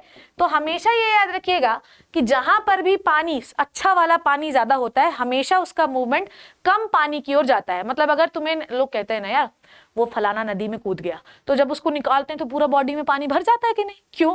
क्योंकि उसकी बॉडी में जो सेल के अंदर साइटोप्लाज्म है उसमें नमक ज्यादा है और पानी कम है, और नदी में अच्छा वाला पानी ज्यादा है, तो नदी का पूरा पानी जो है उसकी बॉडी में घुस जाएगा। This is the osmosis. Membrane कौन है, आपकी स्किन है। तो आपको यह समझना है कि जब आपके बाहर पानी में, जब आपके बाहर सॉल्यूशन में, सॉल्यूशन ये है, और अगर आपके सॉल्यूशन में वाटर ज्यादा है, वाटर ज्यादा है बेटा, और सॉल्यूट कम है, सॉल्यूट मतलब नमक वगैरह कम है, और आपकी सेल में, आप जिस सेल को डुबो रहे हैं उसमें सॉल्यूट ज्यादा है और पानी कम है, तो पानी का मूवमेंट अगर हायर कॉन्सेंट्रेशन से लोअर कॉन्सेंट्रेशन की ओर हो रहा है तो this is called as osmosis. आपकी सारी सेल्स के अंदर पानी भरने लगेगा और आपकी सेल जो है इतनी मोटी हो जाएगी। ले, ठीक है, समझ में आई बात। नेक्स्ट कंडीशन, अगर आपके सॉल्यूशन में, ध्यान से सुनो, अगर आपके सॉल्यूशन में नमक ज्यादा है पानी कम है और आपकी सेल में पानी ज्यादा है नमक कम है, तो होगा क्या कि आपकी सेल से पानी लॉस हो जाएगा और आपकी सेल जो इतनी मुस्कुरा रही थी वो श्रिंक हो जाएगी। समझ में आई बात। तो इस सॉल्यूशन को हम कहते हैं बेटा जी हाइपोटोनिक सॉल्यूशन, जो अभी हमने थोड़ी देर पहले पढ़ा, हाइपोटोनिक सॉल्यूशन। हाइपोटोनिक सॉल्यूशन मतलब सॉल्यूट कम और वाटर ज्यादा, और ये जो सॉल्यूशन जिसमें आपने इन सेल को डुबो रखा है इसको कहते हैं हाइपरटोनिक सॉल्यूशन। हाइपरटोनिक सॉल्यूशन का मतलब क्या होता है प्यारे बच्चों, ध्यान से सुनो, है ना, रुक नहीं रही है मैम, वन शॉट रिवीजन है, सब पढ़ना है नहीं पढ़ना है? तो देखो हाइपरटोनिक सॉल्यूशन कौन सा होता है, हाइपरटोनिक सॉल्यूशन मतलब सॉल्यूट ज्यादा और सॉल्वेंट मतलब वाटर कम, वाटर कम। तो अगर आप अपनी सेल को किसी ऐसे सॉल्यूशन में डुबो दे, मान लो बेटा तुम्हें ही अगर हम समंदर में डुबो देना तो तुम्हारी बॉडी श्रिंक हो जाएगी। क्यों? क्योंकि बाहर नमक ज्यादा है और पानी कम है, तुम्हारे शरीर में पानी ज्यादा है और as compare to sea water नमक कम है। तो ऐसी कंडीशन में अच्छा पानी, जब अच्छा पानी का जो मूवमेंट होता है हायर कॉन्सेंट्रेशन से लोअर कॉन्सेंट्रेशन की ओर, अब आपके शरीर का सारा पानी बेटा निकल कर समंदर में आ जाएगा और बॉडी श्रिंक हो जाएगी। तो समंदर कौन सा सोल्यूशन हो गया, हाइपरटोनिक, नमक ज्यादा पानी कम, और हमेशा पानी का मूवमेंट हायर कॉन्सेंट्रेशन से लोअर कॉन्सेंट्रेशन की ओर होता है। वो भी कैसा वाटर बेटा, प्योर वाटर। नहीं तो बोलो मैम समंदर में भी तो इतना पानी है, no, pure water. Pure water शरीर में ज्यादा समंदर में कम, तो प्योर वाटर निकलकर समंदर में आ जाएगा, बॉडी श्रिंक। यही आपकी बॉडी को नदी के पानी में डाल देते ना, तो नदी में प्योर वाटर ज्यादा है, तुम्हारी बॉडी में कम है, तो नदी का पानी तुम्हारे अंदर भेजेगा और आपकी बॉडी मोटी हो जाएगी। इसीलिए कोई लोग जब नदी में डूब जाते हैं तो उनकी बॉडी मोटी हो जाती है। ठीक है, दैट्स इट। ठीक है, डन डन डन। ठीक, आओ next is, next next next पढ़ लो, plasma membrane is that. Plasma membrane जो होता है ये आपको शेप देती है। प्लाज्मा मेम्ब्रेन डिसाइड करती है कि क्या चीज अंदर आना है, क्या चीज नहीं आना है। यूनिसेलुलर ऑर्गेनिज्म में प्लाज्मा मेम्ब्रेन फोल्ड हो जाती है जिससे खाना अंदर आता है, जिसको कहते हैं एंडोसाइटोसिस। तो बहुत सारे प्रोसीजर जो होते हैं, प्लाज्मा मेम्ब्रेन सेल को शेप देती है। प्लाज्मा मेम्ब्रेन की वजह से ही सेल में गैसेस एक्सचेंज होता है। प्लाज्मा मेम्ब्रेन की वजह से ही एक बैरियर है सेल टू सेल के बीच में, ठीक है। तो प्लाज्मा मेम्ब्रेन ये डिसाइड करती है कि मेरे अंदर ये आएगा, ये नहीं आएगा। तो प्लाज्मा मेम्ब्रेन के तो बहुत सारे वो है, ठीक है। डन है, we have done the plasma membrane. अब आप पढ़ सकते हो, ठीक है। अब देखो, जब हमने बोला हाइपरटोनिक सोल्यूशन, ठीक है, जैसे किशमिश है, किशमिश को अगर आप प्योर वाटर में डाल दोगे तो किशमिश क्या हो जाएगी, क्यों? क्योंकि प्योर वाटर का मूवमेंट हायर से लोअर की ओर होने लगेगा। क्या है ये बेटा? ऑस्मोसिस है। प्लाज्मा मेम्ब्रेन कौन है? किशमिश की झिल्ली, किशमिश की परत। यही आप प्लाज्मा जो आपकी किशमिश है उसको शुगर सोल्यूशन में डाल दीजिए या सॉल्ट सोल्यूशन में, तो अब किशमिश के अंदर वही फूली हुई किशमिश को अगर आप शुगर या सॉल्ट सोल्यूशन के अंदर डाल दीजिए तो किशमिश फूली हुई है, अच्छा पानी किशमिश के अंदर है, सब बाहर चले जाएगा, किशमिश श्रिंक हो जाएगी। ऐसा सोल्यूशन क्या होता है? हाइपरटोनिक। फूल गई तो हाइपोटोनिक, कुछ नहीं हुआ तो आइसोटोनिक। डन है बेटा। चलो भैया, अब अगला आते हैं बेटा जी हम लोग सेल वॉल, ठीक है। Let's start, let's begin cell wall. Cell wall के बारे में तो मैं क्या बताऊं, it is the very tremendous thing. देखो, बातों बातों में पता ही नहीं चला कि डिस्कवरी भी हो गई, मूवमेंट भी हो गया, सेल मेम्ब्रेन भी हो गया, प्रोकैरियोटिक यूकैरियोटिक सेल भी हो गया, प्लांट सेल हो गया, एनिमल सेल हो गया। पता चला क्या? पता चला क्या? रट गया कि नहीं रट गया? प्लांट सेल वॉल मेम्ब्रेन के फंक्शन क्या लिखोगे बताओ? Selectively permeable, maintain the shape, protection करती है, और क्या देती है? सुरक्षा करने के साथ साथ डिफ्यूजन ऑस्मोसिस करवाती है। आपकी बॉडी में प्लाज्मा मेम्ब्रेन से ही डिफ्यूजन होता है तो गैसेस एक्सचेंज होता है। प्लांट जो होता है उसके अंदर पानी अंदर बाहर होता है, ट्रांसपिरेशन होता है। स्टोमेटा की ओपनिंग एंड क्लोजिंग से गैसेस अंदर बाहर होती है, पानी अंदर बाहर होता है, तो ये भी होता है, ठीक है। फिर मैंने क्या पढ़ा? हाइपोटोनिक, हाइपोटोनिक और आइसोटोनिक, ठीक है। अब आ जाओ भैया सेल वॉल, ठीक है। सेल वॉल की मैं बात करूं तो बहुत ही ट्रिमेंडस थिंग है। एक प्लांट सेल में एक सेल वॉल होती है, ठीक है। एक प्लांट सेल में एक सेल, ऑब्वियसली एक प्लांट सेल में एक ही सेल वॉल होगी। मान लो ये मैंने 2 प्लांट सेल बना रखी है, ठीक है। सेल वॉल हमेशा, ध्यान से सुनोगे तो सब समझ में आएगा, सेल वॉल हमेशा प्लांट सेल में सेल मेम्ब्रेन के ऊपर होती है, ठीक है। प्लांट एनिमल सेल में होती है क्या? कोई बच्चा कोई मत करेगा मेरी छाती में धोंधरा करके मुझे शून्य पंखा नहीं बनाएगा कि होती है, ऐसा नहीं बोलना है। प्लांट सेल में सेल वॉल होती है, एनिमल सेल में सेल वॉल नहीं होती। और प्लांट सेल में क्या होता है? सेंट्रियोल नहीं होता, एनिमल सेल में होता है। प्लांट सेल में प्लास्टिड होते हैं, एनिमल सेल में नहीं होते, ठीक है। तो ये 2 सेल जो है ये मैंने कनेक्ट करके रखी है। यहां तक की बात क्लियर है सबको? अब भैया आप प्लाज्मा मेम्ब्रेन सब रटा गया होगा, बाइलेयर होती है, लिपिड होते हैं, सैंडविच जैसे होते हैं, और बीच में प्रोटीन होता है ताकि जो भी पानी को प्यार करता है वो प्रोटीन के रास्ते होके गुजरेगा, लिपिड के रास्ते होके नहीं गुजरेगा सेल के अंदर, ठीक है। तो प्रोटीन इसलिए लगाए जाते हैं, नहीं तो लिपिड बोलेगे है तू साले निकल यहाँ से, मैं तुझसे नफरत करती हूँ, तो पानी वाली कोई चीज तो अंदर आ ही नहीं पाएगी सेल के अंदर। तो इसलिए हमने बीच में प्रोटीन के ऐसे गेट लगा रखे हैं, चल बेटा तू इसके बीच से निकलेगा, ठीक है। चलो, सेल वॉल, सेल वॉल, ठीक है। तो ये बेटा हर प्लांट सेल में होती है सेल वॉल, ठीक है, और इसके अंदर होते हैं सेल मेम्ब्रेन, ठीक है। डन है इतनी बात, ठीक है। Done done done done done. अब देखो, ध्यान से सुनना, एक सेल से दूसरी सेल को कनेक्ट करने के लिए सेल वॉल में बीच बीच में पाया जाता है क्या? ठीक है, ध्यान से सुनना, एक सेल से दूसरी सेल को कनेक्ट करने के लिए सेल के बीच बीच में पाया जाता है क्या? Middle lamella. क्या पाया जाता है बेटा? मिडिल लैमिला, बस इतना याद रखना, मिडिल लैमिला। मिडिल लैमिला क्या होता है? विच कनेक्ट 2 सेल्स, ठीक है। मिडिल लैमिला किससे बनी होती है? कैल्शियम से प्लस मैग्नीशियम से, ठीक है, कैल्शियम से प्लस मैग्नीशियम से, क्लियर है। मैग्नीशियम पैक्टेट से बनी होती है, पर पैक्टेट नहीं भी याद रहेगा तो भी चलेगा, ठीक है। तो मिडिल लैमिला जो होती है वो सेल्स को कनेक्ट करने का काम करती है। 2 सेल्स के बीच में मिडिल लैमिला ऐसे पाई जाती है, ठीक है, व्हाइट व्हाइट कलर की बना दे रही हूं मैं, ठीक है। तो 2 सेल्स को कनेक्ट करने के लिए हमारे पास क्या है? मिडिल लैमिला होती है, ठीक है।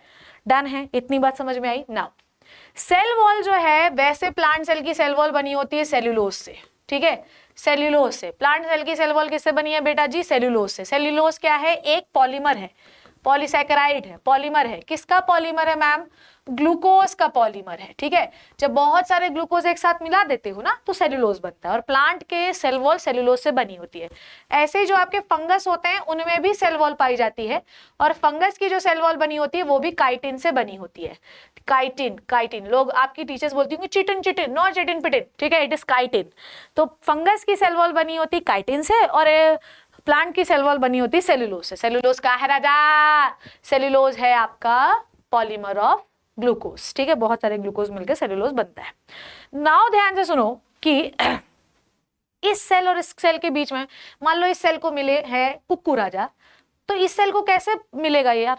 तो आपकी जो सेल होती है उसके बीच बीच में बेटा, उसके बीच बीच में ऐसे रास्ते पाए जाते हैं, इन रास्तों से, क्लियर, ऐसे रास्ते पाए जाते हैं ताकि चीजें एक्सचेंज तो हो सके। अगर ये रास्ते नहीं पाए जाएंगे बेटा तो चीजें एक्सचेंज कैसी होंगी? तो यहां से इस रास्ते में आने के लिए बीच में एक छेद है जिसे हम कहते हैं प्लाज्मोडेस्माटा, ठीक है, याद नहीं होगा तो टेंशन नहीं लेना, सेल वॉल बस याद रखना, इसे हम कहते हैं प्लाज्मोडेस्माटा, ठीक है, डसता रहता है, प्लाज्मोडेस्माटा। प्लाज्मोडेस्माटा क्या है बच्चों? ये इस सेल से इस सेल के बीच का कनेक्शन है, मतलब अगर इसको पानी मिल गया तो इसको भी मिलना चाहिए ना, तो ये क्या होता है, दो सेल्स के बीच में जंक्शन होता है जो एक सेल को मिल जाए तो दूसरी सेल को देता है, ठीक है, समझ में आ गई बात? ऐसे ही आपकी ये तो हुई सेल वॉल सेल्यूलोज की। कभी कभी ऐसा होता है कि आपकी जो सेल वॉल होती है उसके बाहर, ध्यान सुनना, आपकी जो सेल वॉल है ये है सेल्यूलोज की, उसके अंदर बेटा ऐसे ऐसे करके हार्ड सेकेंडरी सेल वॉल भी बन जाती है, ठीक है, ये सेकेंडरी सेल वॉल भी बन जाती है, इसको हम कहते हैं बच्चों सेकेंडरी सेल वॉल। और सेकेंडरी सेल वॉल जो होती है वो सुबेरिन की बनी होती है, जो छाल आपको नहीं दिखाई देती प्लांट्स में, उसे हम कहते हैं स्यूबेरिन, सुबेरिन, ठीक है, लिग्निन और सुबेरिन की बनी होती है, ठीक है। तो आपकी जो इतनी मोटी मोटी छालें जो दिखती है ना वो सेकेंडरी सेल वॉल की, जैसे सेकेंडरी सेल वॉल की वजह से, प्राइमरी के नीचे होती है सेकेंडरी सेल वॉल, ठीक है, प्राइमरी सेलुलोज की बनी होती है, सेकेंडरी हो गई आपकी लिग्निन, और ये सेकेंडरी हो गई लिग्निन और सुबेरिन की बनी होती है। दो सेल्स के बीच का जो कनेक्शन होता है प्लाज्मोडेस्माटा होता है, तो अगर इसको पानी मिला तो इसको भी मिल जाएगा, क्लियर है? दो सेल्स को कनेक्ट करने के लिए बीच में होती है कैल्शियम और मैग्नीशियम की बनी हुई मिडिल लैमेला, क्लियर है? सेल वॉल क्या करता है बताओ? सेल वॉल मैडम करता है हमारा प्रोटेक्शन। सेल वॉल क्या करता है? प्लांट को ही सेल वॉल क्यों दी गई बेटा? एनिमल को क्यों नहीं दी गई? क्योंकि अगर हमें कोई तमाचा मारता ना तो हम उसे लाते मारते सीधे, पर ये नहीं मार सकते, इनको काट देता है कोई, कट जाते हैं पेड़, तो इसलिए इनको सुरक्षा के लिए भगवान ने बोला लो तथास्तु, तुम्हारे पास सेल वॉल होगी, तुम बड़े होते जाओगे तुम्हें एक और दे देंगे जिसका नाम है सेकेंडरी सेल वॉल, सेकेंडरी के बाहर प्राइमरी होगी, ठीक है? आई बात समझ में? Done done done done. तो सेल वॉल जो होता है रिजिड होती है, आउटर कवरिंग होती है, सेलुलोज की बनी होती है और स्ट्रेंथ प्रोवाइड करती है। अच्छा एक बात और तुम्हें बताऊं मैं, प्लाज्मा मेम्ब्रेन का काम सेल को शेप को भी मेंटेन करना है, प्लस पानी की वजह से जो आपके बहुत सारे पौधे होते हैं वो तैरते रहते हैं। क्यों? क्योंकि प्लाज्मा मेम्ब्रेन अपनी सेल के अंदर पानी भरकर उसको बेयोंट बना देती है, लाइट, जिसकी वजह से पानी तैरते रहते हैं। ऐसी सेल वॉल जो होती है वो प्लांट को रिजिड बनाती ताकि विपरीत परिस्थितियों में, ओला गोला पानी, इनके में भी प्लांट हमारा खड़ा रहे। समझ में आई बात? अब ध्यान से सुनना, प्लांट जो होता है ये चाहे प्लांट की सेल वॉल हो चाहे फंगस की सेल वॉल हो, ये अलाउ करता है कि तू आएगा तू नहीं आएगा, same like the plasma membrane. साथ ही साथ आपकी सेल मेम्ब्रेन के अंदर पानी भरता जाएगा, सेल फैलती जाएगी, सेल फट भी सकती है, तो सेल वॉल बोलती है अरे बेटा ज्यादा तू लिमिट में रहे थोड़ा, ठीक है? तो सेल वॉल के अंदर जो सेल मेम्ब्रेन है, जो अंदर सेल बनी हुई है, वो फट के बाहर ना हो जाए, इसको कौन इंश्योर करता है? सेल वॉल, ठीक है? सेल वॉल विपरीत परिस्थितियों में सेल को खड़ा करने में मदद करता है, कहीं ऐसा ना हो कि मेरी सेल मर जाए। क्लियर है? समझे बात को? ये बात आपको अच्छे से याद रखनी है, ठीक है? नाउ तो आ जाओ बच्चों, इसके लिए मैं तुम्हें वो पढ़ाती हूँ। देखो तो सेल वॉल, सेल वॉल क्या होती है? प्लाज्मा मेम्ब्रेन के आउटसाइड होती है। सेल वॉल सेल्यूलोज से बनी होती है। सेल्यूलोज क्या है? कॉम्प्लेक्स सब्सटेंस होता है, किसका? ग्लूकोज का, ठीक है? अब देखो, अब यहां पर आपको समझना है, देखो when the living cell, plasmolysis के बारे में मैं आपको बताती हूँ। देखो क्या होता है प्लाज्मोलिसिस, ध्यान से समझना। ये मान लो है हमारी सेल वॉल, ध्यान से समझना प्लाज्मोलिसिस क्या है, हालांकि मैं लिखा हुआ है, ये है मान लो बेटा जी हमारी सेल वॉल, और ये राजा मेरी है सेल मेम्ब्रेन के अंदर बनी सेल, ठीक है? अब अगर किन्हीं कारणोंवश इसका पानी लॉस होने लगे तो सेल वॉल तो शेप मेंटेन करके रखेगी भैया, ये नहीं हटेंगे, ये वो हैं जिनको कोई, ये जो है इनको कोई नहीं पिघला सकता बेटा, ये वैसी रहेंगी। थोड़ी देर के बाद पता क्या होगा? सेल वॉल की सेल वॉल तो वैसी रहेगी और ये पूरा अंदर श्रिंक हो जाएगा। इस प्रोसीजर को अपन क्या कहते हैं? प्लाज्मोलिसिस। प्लाज्मोलिसिस ठीक है। अब ये क्यों होता है? जब हम किसी को हाइपरटोनिक सोल्यूशन में डाल देते हैं, याद है थोड़ी देर पहले अपन ने पढ़ा था, किसी सेल को अगर आप हाइपरटोनिक सोल्यूशन में डाल देंगे तो क्या होगा, उसका पानी बाहर हो जाएगा, क्योंकि सेल के अंदर ज्यादा अच्छा पानी है, बाहर आपने शुगर का, नमक का पानी रख रखा है, तो सेल मेम्ब्रेन पूरा पानी लॉस कर देगी, सेल का साइटोप्लाज्म प्लाज्मा मेम्ब्रेन श्रिंक हो जाएगी। पर अगर वापस से आप इसको हाइपोटोनिक में रखेंगे, वापस से इसी सेल को तुमने कहाँ रख दिया बच्चों, हाइपोटोनिक में, तो ये फिर से अपना शेप अटेन कर लेगी, फिर से वैसी शेप की हो जाएगी। क्लियर है? तो इस प्रोसीजर को जब आपका सेल मेम्ब्रेन और साइटोप्लाज्म श्रिंक हो गया है तो इसे हम क्या कहते हैं, इसे हम कहते हैं प्लाज्मोलिसिस, प्लाज्मा मेम्ब्रेन श्रिंक हो गई। सेल वॉल वो है, हम है वो गोरा सिंह, हमें कोई मतलब नहीं, हम तो ऐसे रहेंगे। ठीक है, समझ में आई बात? तो जब ऑस्मोसिस से सेल मेम्ब्रेन, सेल वॉल सब श्रिंक हो जाता है तो इस फिनोमिना को हम प्लाज्मोलिसिस कहते हैं। ठीक है, और ये एक्टिविटी दी हुई है। ठीक, तो ये बताया मैंने प्लाज्मोलिसिस। वापस से आप उसको अपनी वैसी ही नॉर्मल पानी में रख दोगे तो फिर से वैसी हो जाएगी। क्लियर है? चलो आ जाओ आगे बात करते हैं। नाउ अब हम बात करते हैं ब्रेन ऑफ द सेल, जिसे हम कहते हैं बच्चों जी न्यूक्लियस। क्लियर है? ब्रेन ऑफ द सेल जिसे हम कहते हैं न्यूक्लियस। ठीक है, अब आप लोगों ने प्रोकैरियोटिक न्यूक्लियस में क्या पढ़ा कि जेनेटिक मटेरियल एक जगह पे पड़ा हुआ है पर मेम्ब्रेन नहीं उसके चारों तरफ। यूकैरियोटिक न्यूक्लियस बहुत ही अच्छा होता है। यूकैरियोटिक न्यूक्लियस में if you look at this is very beautiful diagram of the nucleus, this is the round round nucleus. ठीक है, ये बहुत प्यारा न्यूक्लियस बनाया हमने। अब न्यूक्लियस की मेम्ब्रेन देखो, ये देखो मेम्ब्रेन, थोड़ा मैं दूसरे कलर से बनाऊं क्या? ठीक है, ये देखो, ये है आपका टड़ा टड़ा टड़ा, ये देखो, ये दिख रही मेम्ब्रेन बच्चों, मेरे राजा बेटा, मेरे प्यारे बच्चों, आंखों के तारों, मेरे चांद सितारों को लेकर जा रहा हो, इधर देखो बेटा, ये दिख रहा है, ये होती है न्यूक्लियर मेम्ब्रेन। दिखा होगा कहीं ना कहीं, कहाँ गया? ये देखो, ये है न्यूक्लियर एनवेलप, रेड रेड जो बनाया है। अब देखो भैया, ये न्यूक्लियर मेम्ब्रेन के बीच बीच में गैप बना है। ठीक है, अब ये न्यूक्लियस है कहाँ पे? सब सारे बच्चे तो ये समझेंगे पहले। चलो मैं तुम लोग को एक डायग्राम ही क्यों नहीं बना के दिखा देती हूँ शिप्रा मैम। ठीक है, इतना जो है मगजमारी मत करो। ये है मेरी ब्यूटीफुल सेल। ठीक है, this is my beautiful cell. ठीक है, और ये है मेरा nucleus, this is my nucleus. ठीक है, दिस इज माई न्यूक्लियस। ऐसे ही बना है न्यूक्लियस, देख लो चाहे तो। ठीक है, इसको पूरा मैं पूरा मिटा देती हूँ। ये पूरा न्यूक्लियस बना है कि नहीं बना है? ठीक है, बना हुआ है न्यूक्लियस, कोई समस्या नहीं। अब ध्यान से सुनो, इधर आओ, ध्यान से सुनो, इधर आओ एवरीबॉडी। न्यूक्लियस को अगर आप ध्यान से देखेंगे, इसको मैं मिटाती हूँ और अच्छे से बनाती हूँ। न्यूक्लियस की जो मेम्ब्रेन होती है वो बीच बीच से ऐसे छोटू छोटू से गैप्स रखती है।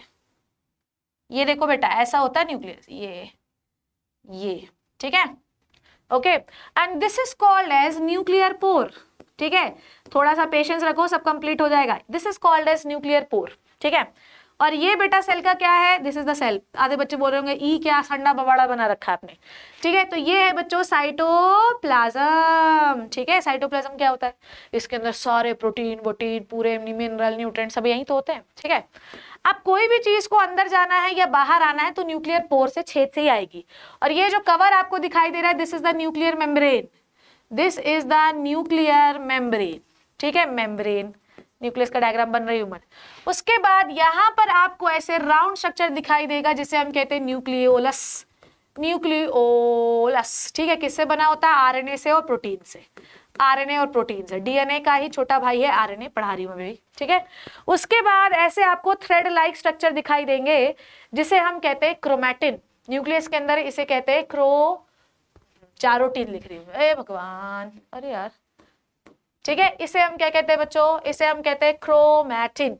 This is called as chromatin. Clear है? डन। अब इस मेम्ब्रेन से बाउंड, देखो मैंने बोला था ना प्रोकैरियोट में न्यूक्लियर मेम्ब्रेन तो होती ही नहीं है। ठीक है, तो इनके में ऐसा देखो, ऐसे इस मेम्ब्रेन से बाउंड आपको कुछ सेल ऑर्गेनल दिखाई देंगे। ठीक है, ये होता है membrane bound cell organelle, membrane bound cell organelle, organelle. ठीक है, अब ध्यान से सुनो, ध्यान से सुनो। अभी ये आपको क्या दिख रहा है? क्रोमैटिन। क्रोमैटिन किसका बना हुआ है? डीएनए का। डीएनए क्या होता है? What is the full form of DNA राजा बेटा? डीएनए का फुल फॉर्म होता है, देखो मैं सब पढ़ा रही हूँ, बेसिक से लेके एडवांस तक, जो दिया है जो नहीं दिया है तुम्हें सब समझ में आना चाहिए, बाकी सब भाड़ में जान दो। डीएनए का फुल फॉर्म क्या होता है बच्चों? Deoxy ribonucleic acid, ribonucleic acid. ठीक है, सुना है तुम लोगों ने इसके बारे में? इसके पास क्या होता है बच्चों, इसके पास होती है इंफॉर्मेशन। इसके पास क्या होती है बच्चों, इसके पास होती है इंफॉर्मेशन। ठीक है, what they have the information. ठीक है, अब ध्यान से सब लोग सुनेंगे, सब लोग इसको ध्यान से सुनेंगे। ठीक है, सब समझ में आएगा, डोंट वरी। ये सेल ऑर्गेनल हो गए आपके। ठीक है, अब ध्यान सुनो, इसके अंदर जो आपका मान लो सेल डिवीजन का टाइम आ गया है। ठीक है, मान लो कि सेल डिवीजन का टाइम आ गया है। ठीक है, तो ये जो आपने अभी पढ़ा, ये क्रोमैटिन जो थ्रेड जैसा है ना, अब ये अपना शेप लेने लगेगा। ये तो न्यूक्लियोलस है ही, ये तो न्यूक्लियोलस है ही, ये न्यूक्लियस बोल रहे हैं। ठीक है, ये तो आपका क्या है, न्यूक्लियोलस है ही, जो कि आरएनए और प्रोटीन का बना होता है। ठीक है, ये तो आपका न्यूक्लियोलस, न्यूक्लियोलस। ठीक है, अब बेटा वो जो क्रोमैटिन थ्रेड जैसा था ना, वो ऐसे ऐसे करके शेप लेने लगेगा। ये देखो, ये देखो, ये इसे हम कहते हैं बच्चों क्रोमोसोम। इसे हम क्या कहते हैं, क्रोमोसोम। तो क्रोमैटिन से क्रोमोसोम बनता है। इसके लिए एक फ्लो चार्ट बना दूं मैं आप लोगों के लिए। तो सबसे पहले देखो डीएनए, डीएनए का नेटवर्क क्या कहलाता है, डीएनए का नेटवर्क क्या कहलाता है, क्रोमैटिन। ठीक है, क्रोमैटिन जब सेल डिवीजन होता है, ध्यान से सुनो, क्रोमैटिन जब सेल डिवीजन होता है तो क्या हो जाता है, कंडेंस्ड, जुड़ जाते हैं, प्यार करने आ जाते हैं एक दूसरे से, और वो एक शेप ले लेते हैं जिसे हम क्या कहते हैं, क्रोमोसोम। क्रोमोसोम, समझ में आई बात, क्लियर है। तो क्रोमोसोम के अंदर ऐसे आपका डीएनए पूरा ऐसे अरेंज रहता है, शेप ले लेता है डीएनए। ठीक है, डीएनए के पास क्या होती है बच्चों, इंफॉर्मेशन। डीएनए के पास क्या है बेटा जी, इंफॉर्मेशन। किस चीज की इंफॉर्मेशन है मैम, मान लो कि ये है डीएनए। ठीक है, मान लो, ध्यान से सुनो, डीएनए, डीएनए। ठीक है, दिस इज द डीएनए। सब समझो बेटा, तुम मेरी संतानें हो, बायोलॉजी का बेताज बादशाह बनना है तो तुम्हें बायोलॉजी पढ़नी है, ये याद रखना है, डीएनए। अब ये डीएनए का एक सेगमेंट, ये दूसरा सेगमेंट, ये तीसरा सेगमेंट। बेटा जी इन्हीं सेगमेंट को राजा मेरे प्यारे बच्चों हम क्या कहते हैं, जीन, जीन कहते हैं। समझ में आई बात। और ये जीन जो है ये क्या रखता है, इंफॉर्मेशन। किस चीज की मैडम, इंफॉर्मेशन, कैरेक्टर की। किस चीज की बेटा, कैरेक्टर की। कैसे, देखो एक ह्यूमन में 46 क्रोमोसोम होते हैं हर सेल में। ठीक है, 23 मम्मी से आता है, 23 पापा से आता है। क्रोमोसोम के अंदर क्या है, डीएनए। डीएनए के स्पेशल सेगमेंट को क्या कहते हैं, जीन। अब भैया पापा से 23 आ रहे हैं तो उनके पापा के जीन भी तो आ रहे हैं, मम्मी से आ रहा है तो मम्मी के भी जीन तो आ रहे हैं। तो ये जीन के पास क्या इन्फॉर्मेशन, ओहो इसके अंदर मम्मी का जीन जो है काम, मम्मी का जीन जो है एक्सप्रेस करवाओ तो मम्मी के जैसे बाल हो जाएंगे। ओहो इसके अंदर पापा का जीन एक्सप्रेस कराओ, पापा की जैसे आंखें हो जाएंगी। तो जीन के पास कैरेक्टर की इन्फॉर्मेशन होती है। नेक्स्ट जनरेशन में जाके वो अपने आप को मैं आ गया हूं, वो इन्फॉर्मेशन एक्सप्रेस कराएगा और उसके जैसे आप दिखने लगोगे। क्लियर है। और ये जो न्यूक्लियस के अंदर आपको लिक्विड दिखाई दे रहा है बच्चों, ये लिक्विड आपको दिखाई दे रहा है, this is called as nucleoplasm. ठीक है, जिसे कहते हैं न्यूक्लियोप्लाज्म। जैसे सेल का साइटोप्लाज्म होता है वैसे इसका न्यूक्लियोप्लाज्म होता है। क्लियर है, क्या इसमें कोई समस्या नहीं होनी चाहिए। चलो अब न्यूक्लियस पढ़ लेते हैं, काम खत्म हो चुका है मेरा। ओके, न्यूक्लियस को हम ब्रेन ऑफ द सेल कहते हैं बेटा। न्यूक्लियस सारा काम करता है। न्यूक्लियस डीएनए से प्रोटीन भी बनवाता है। Nucleus can do anything. Nucleus ही सबको कमांड देता है सेल को कि बेटा ओहो इसकी रिपेयरिंग करो, यहाँ सफाई करो। ओहो जैसे कि घर पे जो हेड होते हैं, जो पापा जी होते हैं, सबको सिग्नल देते हैं ना, सबको मैसेज देते हैं, वैसे न्यूक्लियस पूरी सेल को देता है। ठीक है, तो ब्रेन ऑफ द सेल होता है ये। ठीक है, न्यूक्लियस किससे घिरा रहता है, न्यूक्लियर मेम्ब्रेन से। न्यूक्लियर मेम्ब्रेन पे पोर होते हैं, तो सेल के साइटोप्लाज्म से कोई भी चीज अंदर आनी है या कोई भी चीज बाहर जानी है वो न्यूक्लियर पोर से ही आएगी। ठीक है, उसके बाद न्यूक्लियस के पास रॉड शेप के स्ट्रक्चर हैं जिन्हें हम क्या कहते हैं, क्रोमोसोम बना दिया मैंने। ठीक है, नेक्स्ट आइए, क्रोमोसोम के पास क्या होता है, डीएनए। डीएनए के पास होती है इंफॉर्मेशन। ठीक है, अभी मैं आपको थोड़ी सी चीज और, देखो डीएनए का स्ट्रक्चर ऐसा होता है, आई डोंट नो ये विजिबल है या नहीं। डीएनए का स्ट्रक्चर ऐसा होता है, डबल हेलिकल। ठीक है, डीएनए मॉलिक्यूल के पास इंफॉर्मेशन होती है जो कि बहुत इंपॉर्टेंट है किसी भी ऑर्गेनिज्म के कैरेक्टर के लिए। भैया मम्मी पापा से डीएनए आएगा तभी तुम्हारे अंदर कैरेक्टर बनेंगे।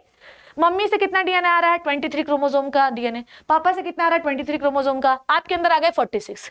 दोनों की गले मिले, दोनों की मिक्स एंड मैचिंग हुई और उसके आप पापा मम्मी की तरह दिखने लगे।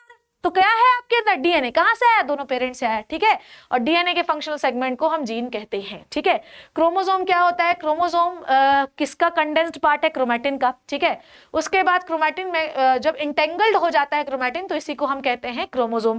क्रोमोसोम जो है, क्रोमोसोम सेल डिवीजन के समय देखो क्रोमैटिन मटेरियल पहले से बाहर फैलाए घूमते रहेंगे, जैसे पता चला ओ सेल डिवीजन हो रहा है, चलो जोड़ देते हैं। ठीक है, और क्रोमोसोम बना लेते हैं। अब देखो क्रोमोसोम क्या हो रहा है, ये क्रोमोसोम, ये दूसरा क्रोमोसोम, ठीक है। और इस तरीके से सेल डिवीजन होता है, अभी मैं हम थोड़ी देर में पढ़ाऊंगी, ठीक है, टेंशन ना लो। न्यूक्लियस का बहुत बड़ा रोल है, न्यूक्लियस की वजह से ही सेल डिवाइड होती है। न्यूक्लियस अगर क्रोमोसोम नहीं बनाएगा क्रोमैटिन से, तब तक सेल डिवाइड नहीं होगी राजा, ये बात याद रखना। न्यूक्लियस जो होता है, इसके पास सेल के अंदर जो भी एक्टिविटीज चल रही हैं उनको कराने का पूरा वो होता है, पूरा जिम्मा। अगर न्यूक्लियस काम नहीं करेगा तो कोई सेल काम नहीं कर सकती है। समझ में आई बात कि नहीं आई, ठीक है। चलो अब आ जाओ, मैं तुमको एक और चीज बताना चाहती हूँ ताकि मैं सेल डिवीजन में तुमसे फुर्सत रहूं और तुम्हें पता रहे। देखो ध्यान से सुनना है ना। मान लो बेटा ये सेल है, ठीक है, और ये क्या है, न्यूक्लियस है। न्यूक्लियर पोर बना लिया मैम ने, न्यूक्लियस बना लिया, सब ठीक बना लिया, कोई टेंशन नहीं। अब ध्यान से सुनना, ठीक है। यहाँ पे एंडोप्लाज्मिक रेटिकुलम भी जोड़ दिया, ठीक है। अब यहाँ पर आपका क्या है, क्रोमोसोम, यहाँ पर क्या है, क्रोमोसोम। ये क्रोमोसोम के अंदर क्या होता है बच्चों, क्रोमोसोम के अंदर क्या होता है, डीएनए, ठीक है। अब देखो क्या होता है, समझो। डीएनए कैसा होता है, ऐसा अब डीएनए से हम बनाते आरएनए। आरएनए का फुल फॉर्म होता है राइबोन्यूक्लिक एसिड, इसका फुल फॉर्म है डीऑक्सीराइबोन्यूक्लिक एसिड, और आरएनए का फुल फॉर्म है राइबोन्यूक्लिक एसिड, ठीक है। मैं बता रही हूँ कि न्यूक्लियस प्रोटीन भी बनवाता है। कैसे बनवाता है, ध्यान सुनो। पहले आप डीएनए से बनाओ आरएनए, सबसे पहली बात। इसके अंदर जो डीएनए है, क्रोमोसोम के पास जो डीएनए है, डीएनए को ही मोड़ तोड़ के क्रोमोसोम बना है, उससे आरएनए बनाओ, ये बन गया आरएनए। अब इस आरएनए को यहां बाहर ले जाओ, कहां पर, आरएनए एंडोप्लाज्मिक रेटिकुलम में। अब देखो इस आरएनए के साथ एंडोप्लाज्मिक रेटिकुलम क्या हश्र करेगा, ठीक है। इस तरीके से आपकी बॉडी में प्रोटीन बनेगा। तो न्यूक्लियस सेल डिवाइड कराता है, न्यूक्लियस क्रोमोसोम बनवाता है, न्यूक्लियस के पास पूरा कमांड है। न्यूक्लियस प्रोटीन भी बनवा सकता है। कैसे, डीएनए को आरएनए बनाओ, आरएनए को न्यूक्लियर पोर से बाहर निकालो। क्या करेंगे, ध्यान से समझना। That's it बच्चों, nucleus we have done. Now we are talking about the nucleolus, ठीक है। न्यूक्लियोलस छोटे छोटे से ग्रैन्युलेटेड स्ट्रक्चर, देखो सबसे पहले न्यूक्लियोलस से पहले न्यूक्लियोइड पढ़ो। क्रोमोसोम जो आपका प्रोकैरियोटिक डीएनए जिस जगह पे पढ़ा रहता है, ये देखो ऐसा पड़ा है डीएनए, उस जगह को न्यूक्लियोइड कहते हैं। और बहुत सारी किताबों में कहते हैं कि जो प्रोकैरियोटिक डीएनए है उसी को न्यूक्लियोइड कहते हैं। तो तुम टेंशन ना लेना, प्रोकैरियोटिक डीएनए को न्यूक्लियोइड कहते हैं क्योंकि उसका कोई शेप नहीं होता। हमारे डीएनए को डीएनए कहते हैं, जेनेटिक मटेरियल, ठीक है। सम ऑर्गेनिज्म जैसे कि बैक्टीरिया, इनके में जो न्यूक्लियर रीजन होता है जहां पे डीएनए पड़ा होता है वो अच्छे से डिफाइन नहीं होता, न्यूक्लियर मेम्ब्रेन ही नहीं है, कैसे डिफाइन होगा, इसे हम कहते हैं न्यूक्लियोइड। तो प्रोकैरियोटिक डीएनए जिस एरिया में पाया जाता है वहां पर न्यूक्लियर मेम्ब्रेन नहीं होती, जिसकी वजह से एरिया अच्छे से डिफाइंड नहीं है। इसे हम क्या कहते हैं बच्चों, इसे हम न्यूक्लियोइड कहते हैं। तो न्यूक्लियोइड क्या, भगवान के लिए जन्म जन्मांतर तक ये बात आपको काम आने वाली है कि न्यूक्लियोइड क्या होता है। प्रोकैरियोटिक डीएनए जिस जगह पर है उसके ऊपर कवर नहीं है, कंबल नहीं है, न्यूक्लियर मेम्ब्रेन नहीं है, उस एरिया को हम कहते हैं न्यूक्लियोइड। और the DNA of the prokaryotic cell is called as nucleoid, ठीक है। नाउ न्यूक्लियोलस क्या है, granulated structure present into the nucleoplasm, this is called as nucleolus. अब आते हैं भैया साइटोप्लाज्म पे, ठीक है। साइटोप्लाज्म लिक्विड होता है, जो भी जी भैया न्यूक्लियस ने क्या क्या दे दिया आपको, न्यूक्लियस ने डीएनए से आरएनए बना लिया, आरएनए से लात मारी, चल बेटा बाहर जा, तू प्रोटीन बनाएगा, ठीक है। प्रोटीन कहाँ निकलेगा, साइटोप्लाज्म में। साइटोप्लाज्म प्रोटीन को बोलेगा चल क्या जरूरत है इस प्रोटीन की, चलो सेल मेम्ब्रेन डैमेज हो गई, तुम ये बनाओ। तो साइटोप्लाज्म ही तो वो मिडिल मैन है कि सेल से कोई चीज न्यूक्लियस में जानी है, न्यूक्लियस से कोई चीज सेल में आनी है, बाहर से कोई चीज सेल में आनी है, सेल से कोई चीज बाहर में जानी है। तो वो कहाँ की, ये सब कहाँ हो रहा है, ये है साइटोप्लाज्म बेटा। साइटोप्लाज्म जो है आपकी सेल का एक बहुत इंपॉर्टेंट पार्ट है कि कोई भी चीज अंदर बाहर होनी है तो प्लाज्मा मेम्ब्रेन से आओगे तो डायरेक्ट न्यूक्लियस में भाग जाओगे, नहीं, पहले साइटोप्लाज्म में आओ फिर न्यूक्लियस में जाओ। न्यूक्लियस से आओगे तो डायरेक्ट भाग जाओगे बाहर, बॉडी में चले जाओगे सेल से बाहर, नहीं, पहले साइटोप्लाज्म में आओ। तो साइटोप्लाज्म एक बहुत बड़ा मिडिल मैन है, ठीक है। तो एक्सचेंज करता है मटेरियल सेल ऑर्गेनल से सेल के बीच में, ठीक है। उसके बाद ये क्या करता है, केमिकल भी स्टोर रख, यहाँ पे बहुत सारी चीजें होती हैं यार, यहाँ पे अमाइनो एसिड होता है, शुगर होता है, वाइटामिन होते हैं, सब तो होते हैं। और यहाँ पर बहुत सारी इंपॉर्टेंट प्रोसेसेस होती हैं बच्चों। क्लास 10th में आपको ये पता चलेगा कि ग्लूकोज जो आप ठूस रहे हो रोटी से, चावल से, फ्रूट से, वो सब ग्लूकोज साइटोप्लाज्म में ही टूटता है, जिसे हम ग्लाइकोलिसिस कहते हैं, और इससे आपको एनर्जी मिलती है। ठीक है, समझ में आई बात कि नहीं आई? ठीक है, नाउ बच्चों अब हम बात करते हैं सेल ऑर्गेनल्स के बारे में। देखो क्या है सेल ऑर्गेनल्स, आ जाओ बाबा जी की ब्यूटी थोड़ी देख लेते हैं। सेल ऑर्गेनल जो होते हैं ये मेम्ब्रेन से घिरे हुए रहते हैं। प्रोकैरियोटिक में सेल ऑर्गेनल एक आधा है जैसे राइबोसोम, पर हमारे पास भर भर के हैं। इनका अलग अलग रोल है, आओ देखते हैं। पहला है endoplasmic reticulum, one of my favourite cell organelle, बड़ा मजा आएगा पढ़ने में, आओ। ठीक है, बड़ा मजा आएगा, बड़ा मजा, and you will like it, you will nailed it. ठीक है, तो ये है हमारा न्यूक्लियस। ठीक है, शिप्रा मैम अच्छे से बना लो यार, कोई समस्या है क्या आपको? नहीं नहीं नहीं बेटा, मुझे कोई समस्या नहीं है। तो शिप्रा मैम एक सेल बना रही है, ठीक है ना। फिर उसके बाद शिप्रा मैम ने एक न्यूक्लियस बनाया, पिल्लू पिल्लू पिल्लू पिल्लू पिल्लू पिल्लू पिल्लू पिल्लू पिल्लू पिल्लू, ठीक है। Okay, now in nuclear membrane से क्या जुड़ा है बच्चों? ऐसे करके, ये देखो, यो, ठीक है, ये हो गया साइड, ये हो गया आपका एंडोप्लाज्मिक रेटिकुलम। थोड़ा और फोल्डेड बना सकते थे इसको, क्यों हम लोग? हाय रे हाय, ओह नींद नहीं आई।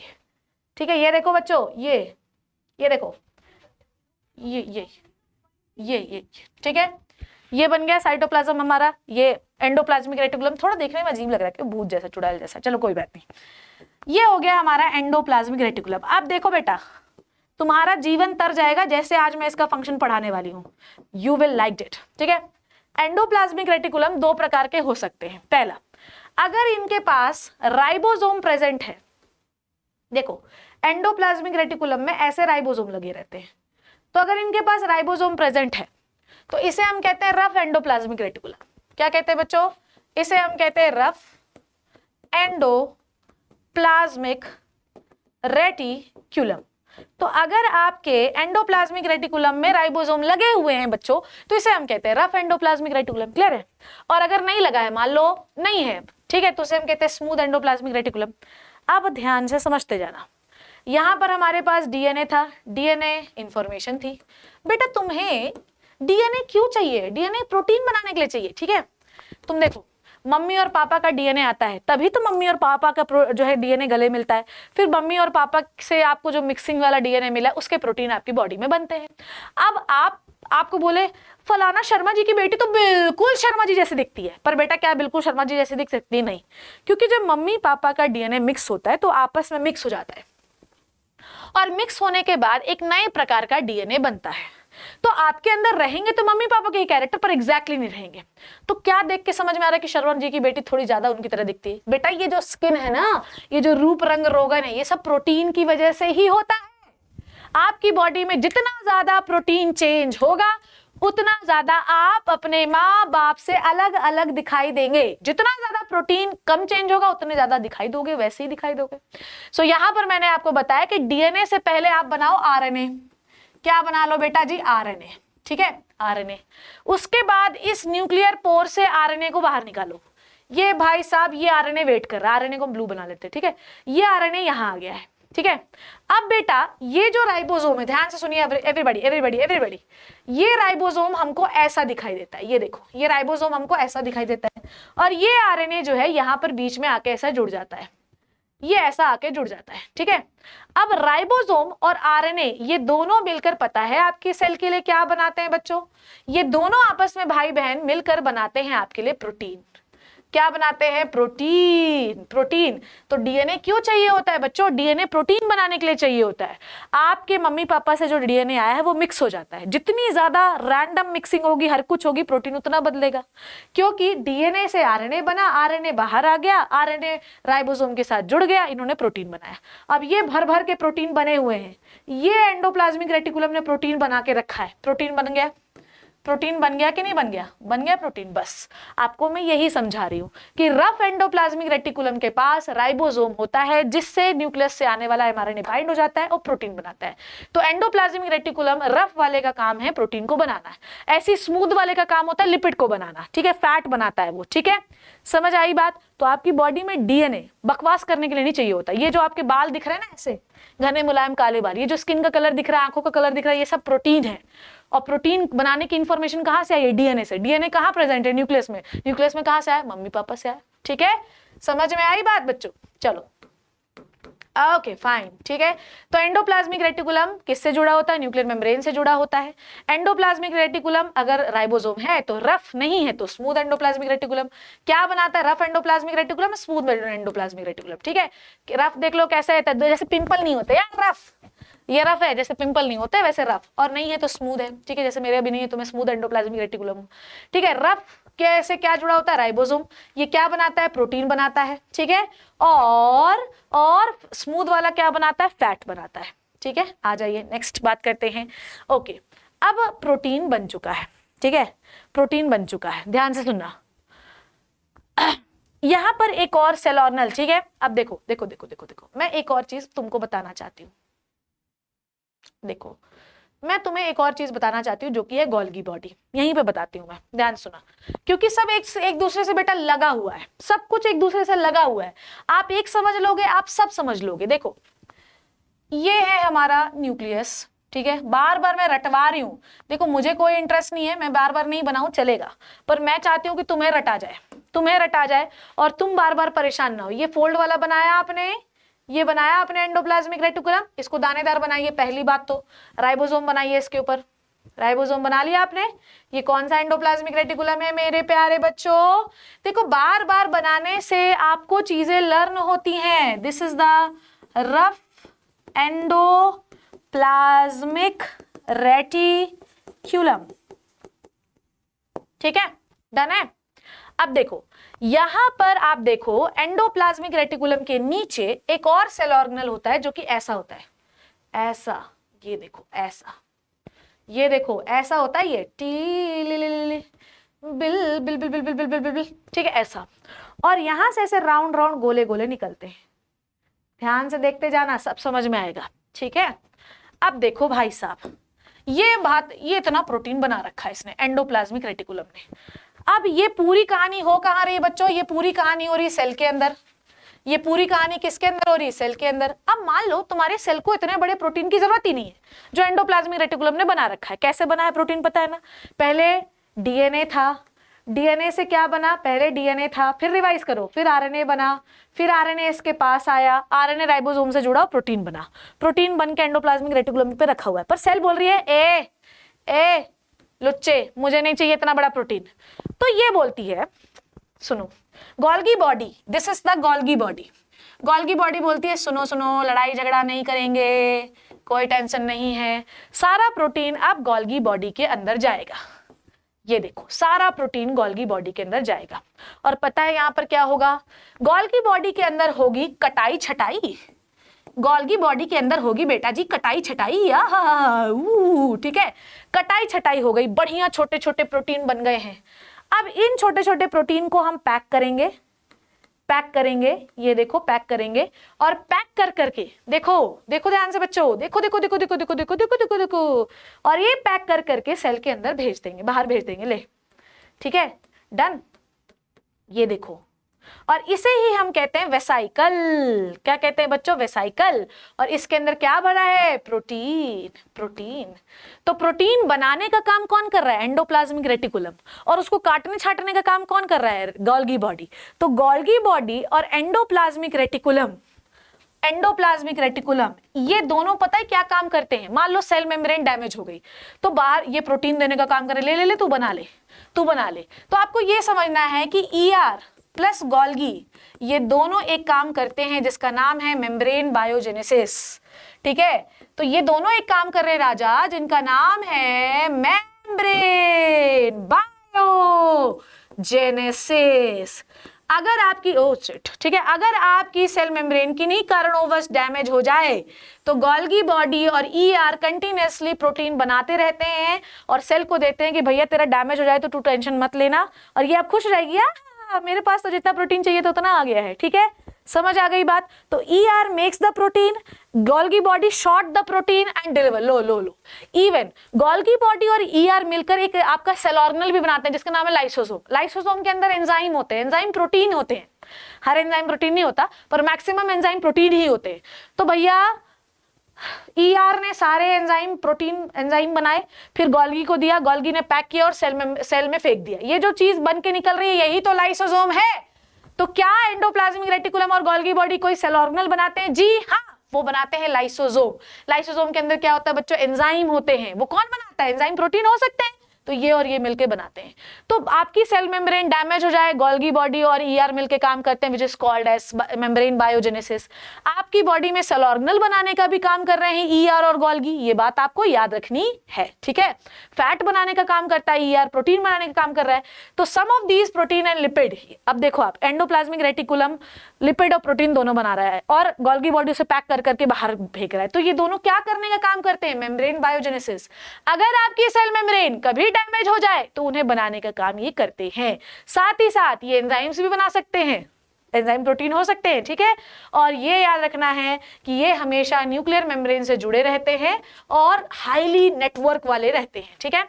साथ ही साथ अगर हमें कोई चीज न्यूक्लियस से भेजनी है तो एंडोप्लाज्मिक रेटिकुलम से होते हुए जाएगा, और कोई भी चीज साइटोप्लाज्म में आनी है तो एंडोप्लाज्मिक रेटिकुलम से होते हुए ही आएगा, ठीक है। रेटिकुलम का मतलब होता है जाल, एंडोप्लाज्मिक मतलब साइटोप्लाज्म के अंदर, ठीक है। समझ में आई बात? और ये हुआ डन। और साथ ही साथ ये क्या करते हैं, जो स्मूथ एंडोप्लाज्मिक रेटिकुलम होता है, ये ड्रग की टॉक्सिसिटी को करने का, देखो भैया, एंडोप्लाज्मिक रेटिकुलम और गोल्गी बॉडी कटाई छटाई करते हैं, ये आप समझ गए।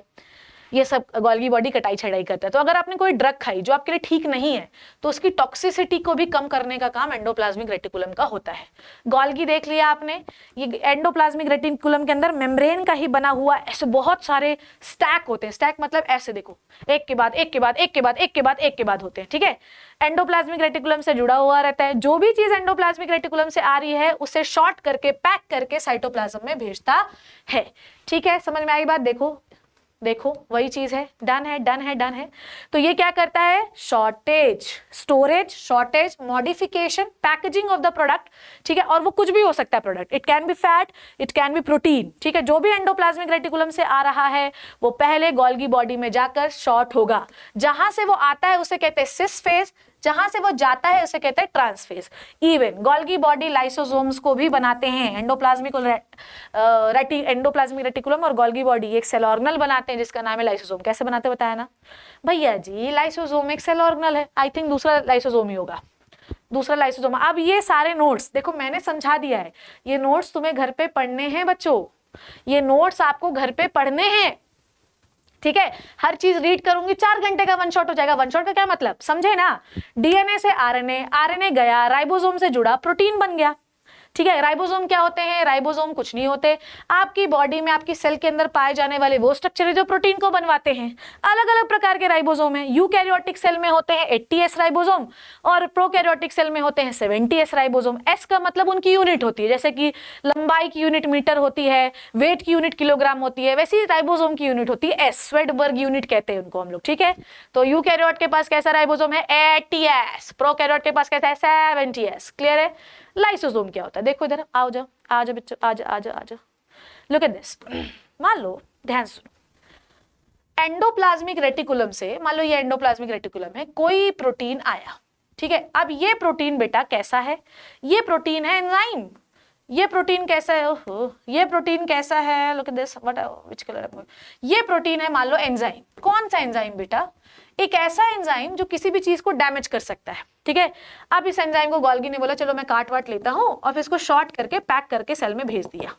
अब बेटा इस गोल गोल स्ट्रक्चर को हम क्या कह रहे थे बताओ?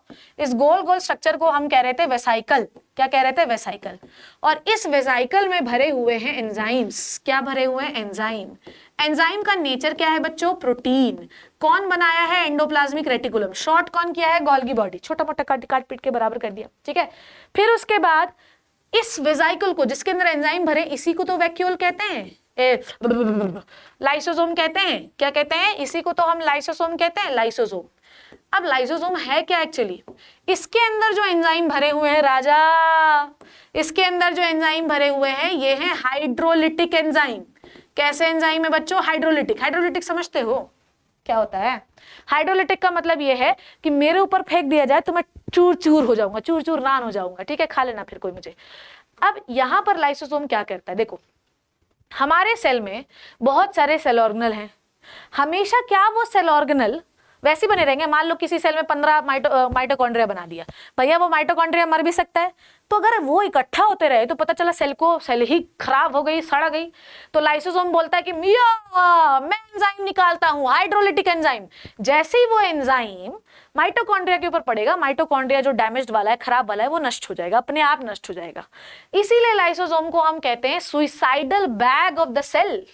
क्या कहते हैं बच्चों? इसे हम कहते हैं suicidal bag of the cell. ठीक है, बस थोड़ा सा बचा है, 1-2 सेल ऑर्गेनल और बचे हैं, फिर खत्म। ठीक है, इसे हम क्या कहते हैं? इसे हम कहते हैं सुइसाइडल बैग ऑफ सेल। क्यों कहते हैं बेटा suicidal bag of the cell? कहने का कारण ये है कि ये अपने ही सेल ऑर्गेनल को डैमेज करता है। कौन से वाले? जो खराब हो गए, पर है तो अपना ही। ठीक है, भले ही मर गया तो क्या हुआ। ठीक है, तो ये क्या करता है, आपकी सेल के अंदर जो भी डेड वेड हो गया है उसको खराब डाइजेस्ट करने का काम इसका होता है। ये सिंगल मेम्ब्रेन बाउंड होता है। कैसा होता है? सिंगल मेम्ब्रेन बाउंड स्ट्रक्चर होता है। I hope this is clear to you guys. ठीक है, ओके, नाउ आगे बात करते हैं। लाइसोसोम क्या करता है? फॉरेन चीजों को डैमेज करता है। ठीक है, खराब कर देता है। इसके पास पावरफुल डाइजेस्टिव एंजाइम है जो एंडोप्लाज्मिक रेटिकुलम और गोल्गी बॉडी की वजह से बने हैं। इन्हें हम suicidal bag of the cell कहते हैं। जो भी शरीर के सेल के काम करने के दौरान पार्ट डैमेज हो जाते हैं उनको ये और डाइजेस्ट करके खत्म कर देता है ताकि नॉर्मल सेल को कोई इंफेक्शन ना हो। ठीक है बच्चों, डन है कि नहीं है? ठीक है, समझ आई बात? तो बेटा endoplasmic reticulum, Golgi body, lysosome, ribosome, ये सब सिंगल मेम्ब्रेन बाउंड होते हैं, एक ही। पर अब आते हैं हम बाप ऑफ द सेल ऑर्गेनल्स जिसका नाम है माइटोकॉन्ड्रिया। चलो शुरू करते हैं। माइटोकॉन्ड्रिया क्या काम है बेटा? माइटोकॉन्ड्रिया का क्या काम है मैम? चलो बना लो, आओ।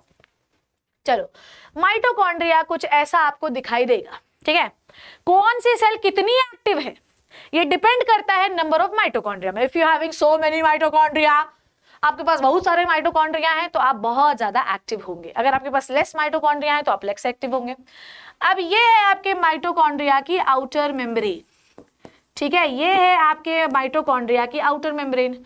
और ये जो आपको फोल्डेड दिखाई दे रही है, ये जो आपको इनर वाली फोल्डेड दिखाई दे रही है, ये है इनर मेम्ब्रेन। Inner membrane. ठीक है, और इनर मेम्ब्रेन को हम कहते हैं क्रिस्टी। क्या कहते हैं? क्रिस्टी। इन फोल्ड्स के पास पता है क्या होते हैं? इन फोल्ड्स के पास होते हैं एंजाइम्स। क्या होते हैं? एंजाइम्स। ठीक है, माइटोकॉन्ड्रिया को हम power house of the cell थे। कभी सोचा आपने क्यों कहते हैं? इसके लिए भी मुझे एक डायग्राम बनाना पड़ेगा। देखो, कभी भी बायोलॉजी को रटने की चीज नहीं है। Once you learn the biology, you will love the biology. आप एक बार समझ लोगे तो आपको ऐसा लगेगा हाय रब्बा ये तो बहुत ही आसान सी चीज थी यार। अब मान लो ये भूषण कुमार ने खाया 2 रोटी, 2 रोटी से ग्लूकोज यहाँ आया, 2 रोटी से C6H12O6 ग्लूकोज आया। ये क्या है बच्चों? ये है आपका साइटोप्लाज्म। आई थिंक मुझे अब ये बताने की जरूरत नहीं पड़नी चाहिए। ठीक है, अब इस ग्लूकोज को तुम तोड़ो। ठीक है, 6 कार्बन कंपाउंड है तो पहले इसको 3 कार्बन कंपाउंड में तोड़ो। ठीक है, पहले इसको 3 कार्बन कंपाउंड में तोड़ लो। तोड़ लिया, अब इसको ले जाओ माइटोकॉन्ड्रिया में। 3 कार्बन कंपाउंड को ले जाओ माइटोकॉन्ड्रिया में, पूरे इसके परखच्चे उड़ा दो। परखच्चे उड़ा दोगे तो तुम्हें ये मिलेगा। ठीक है, CO2, H2O और ATP।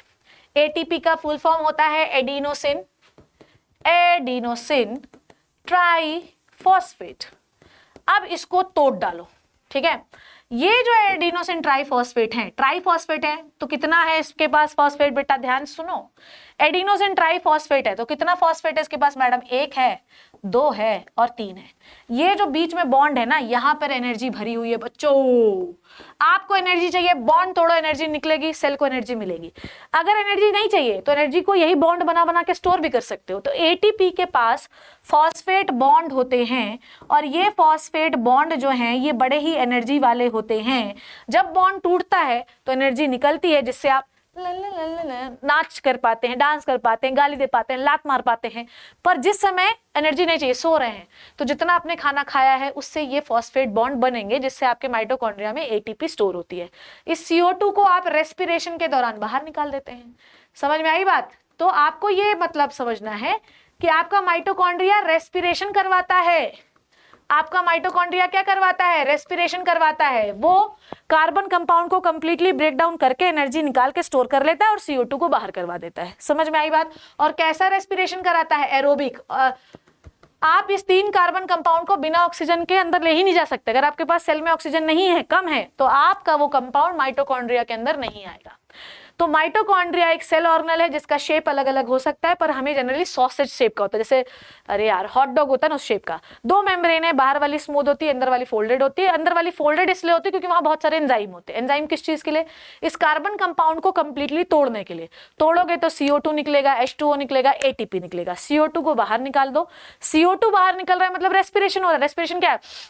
ऑक्सीजन अंदर लो और कार्बन डाइऑक्साइड बाहर निकलो। सिंपल सिंपल, ठीक है। CO2 कैसे बाहर निकला? जब आपने कार्बन कंपाउंड तोड़ा, ठीक है। कार्बन कंपाउंड कहां से आ रहा है? जो आपने खाया था। कंप्लीटली तोड़ोगे तो ATP निकलेगी। ATP को ये फोल्ड में स्टोर करो ना फ्यूचर के लिए। That is why mitochondria is called as power house of the cell. ठीक है, समझ में आ गई बात? बोलो बच्चों, बोलो बोलो बोलो बोलो बोलो बोलो। चलो, और माइटोकॉन्ड्रिया के पास खुद का DNA होता है। तुमको पता है?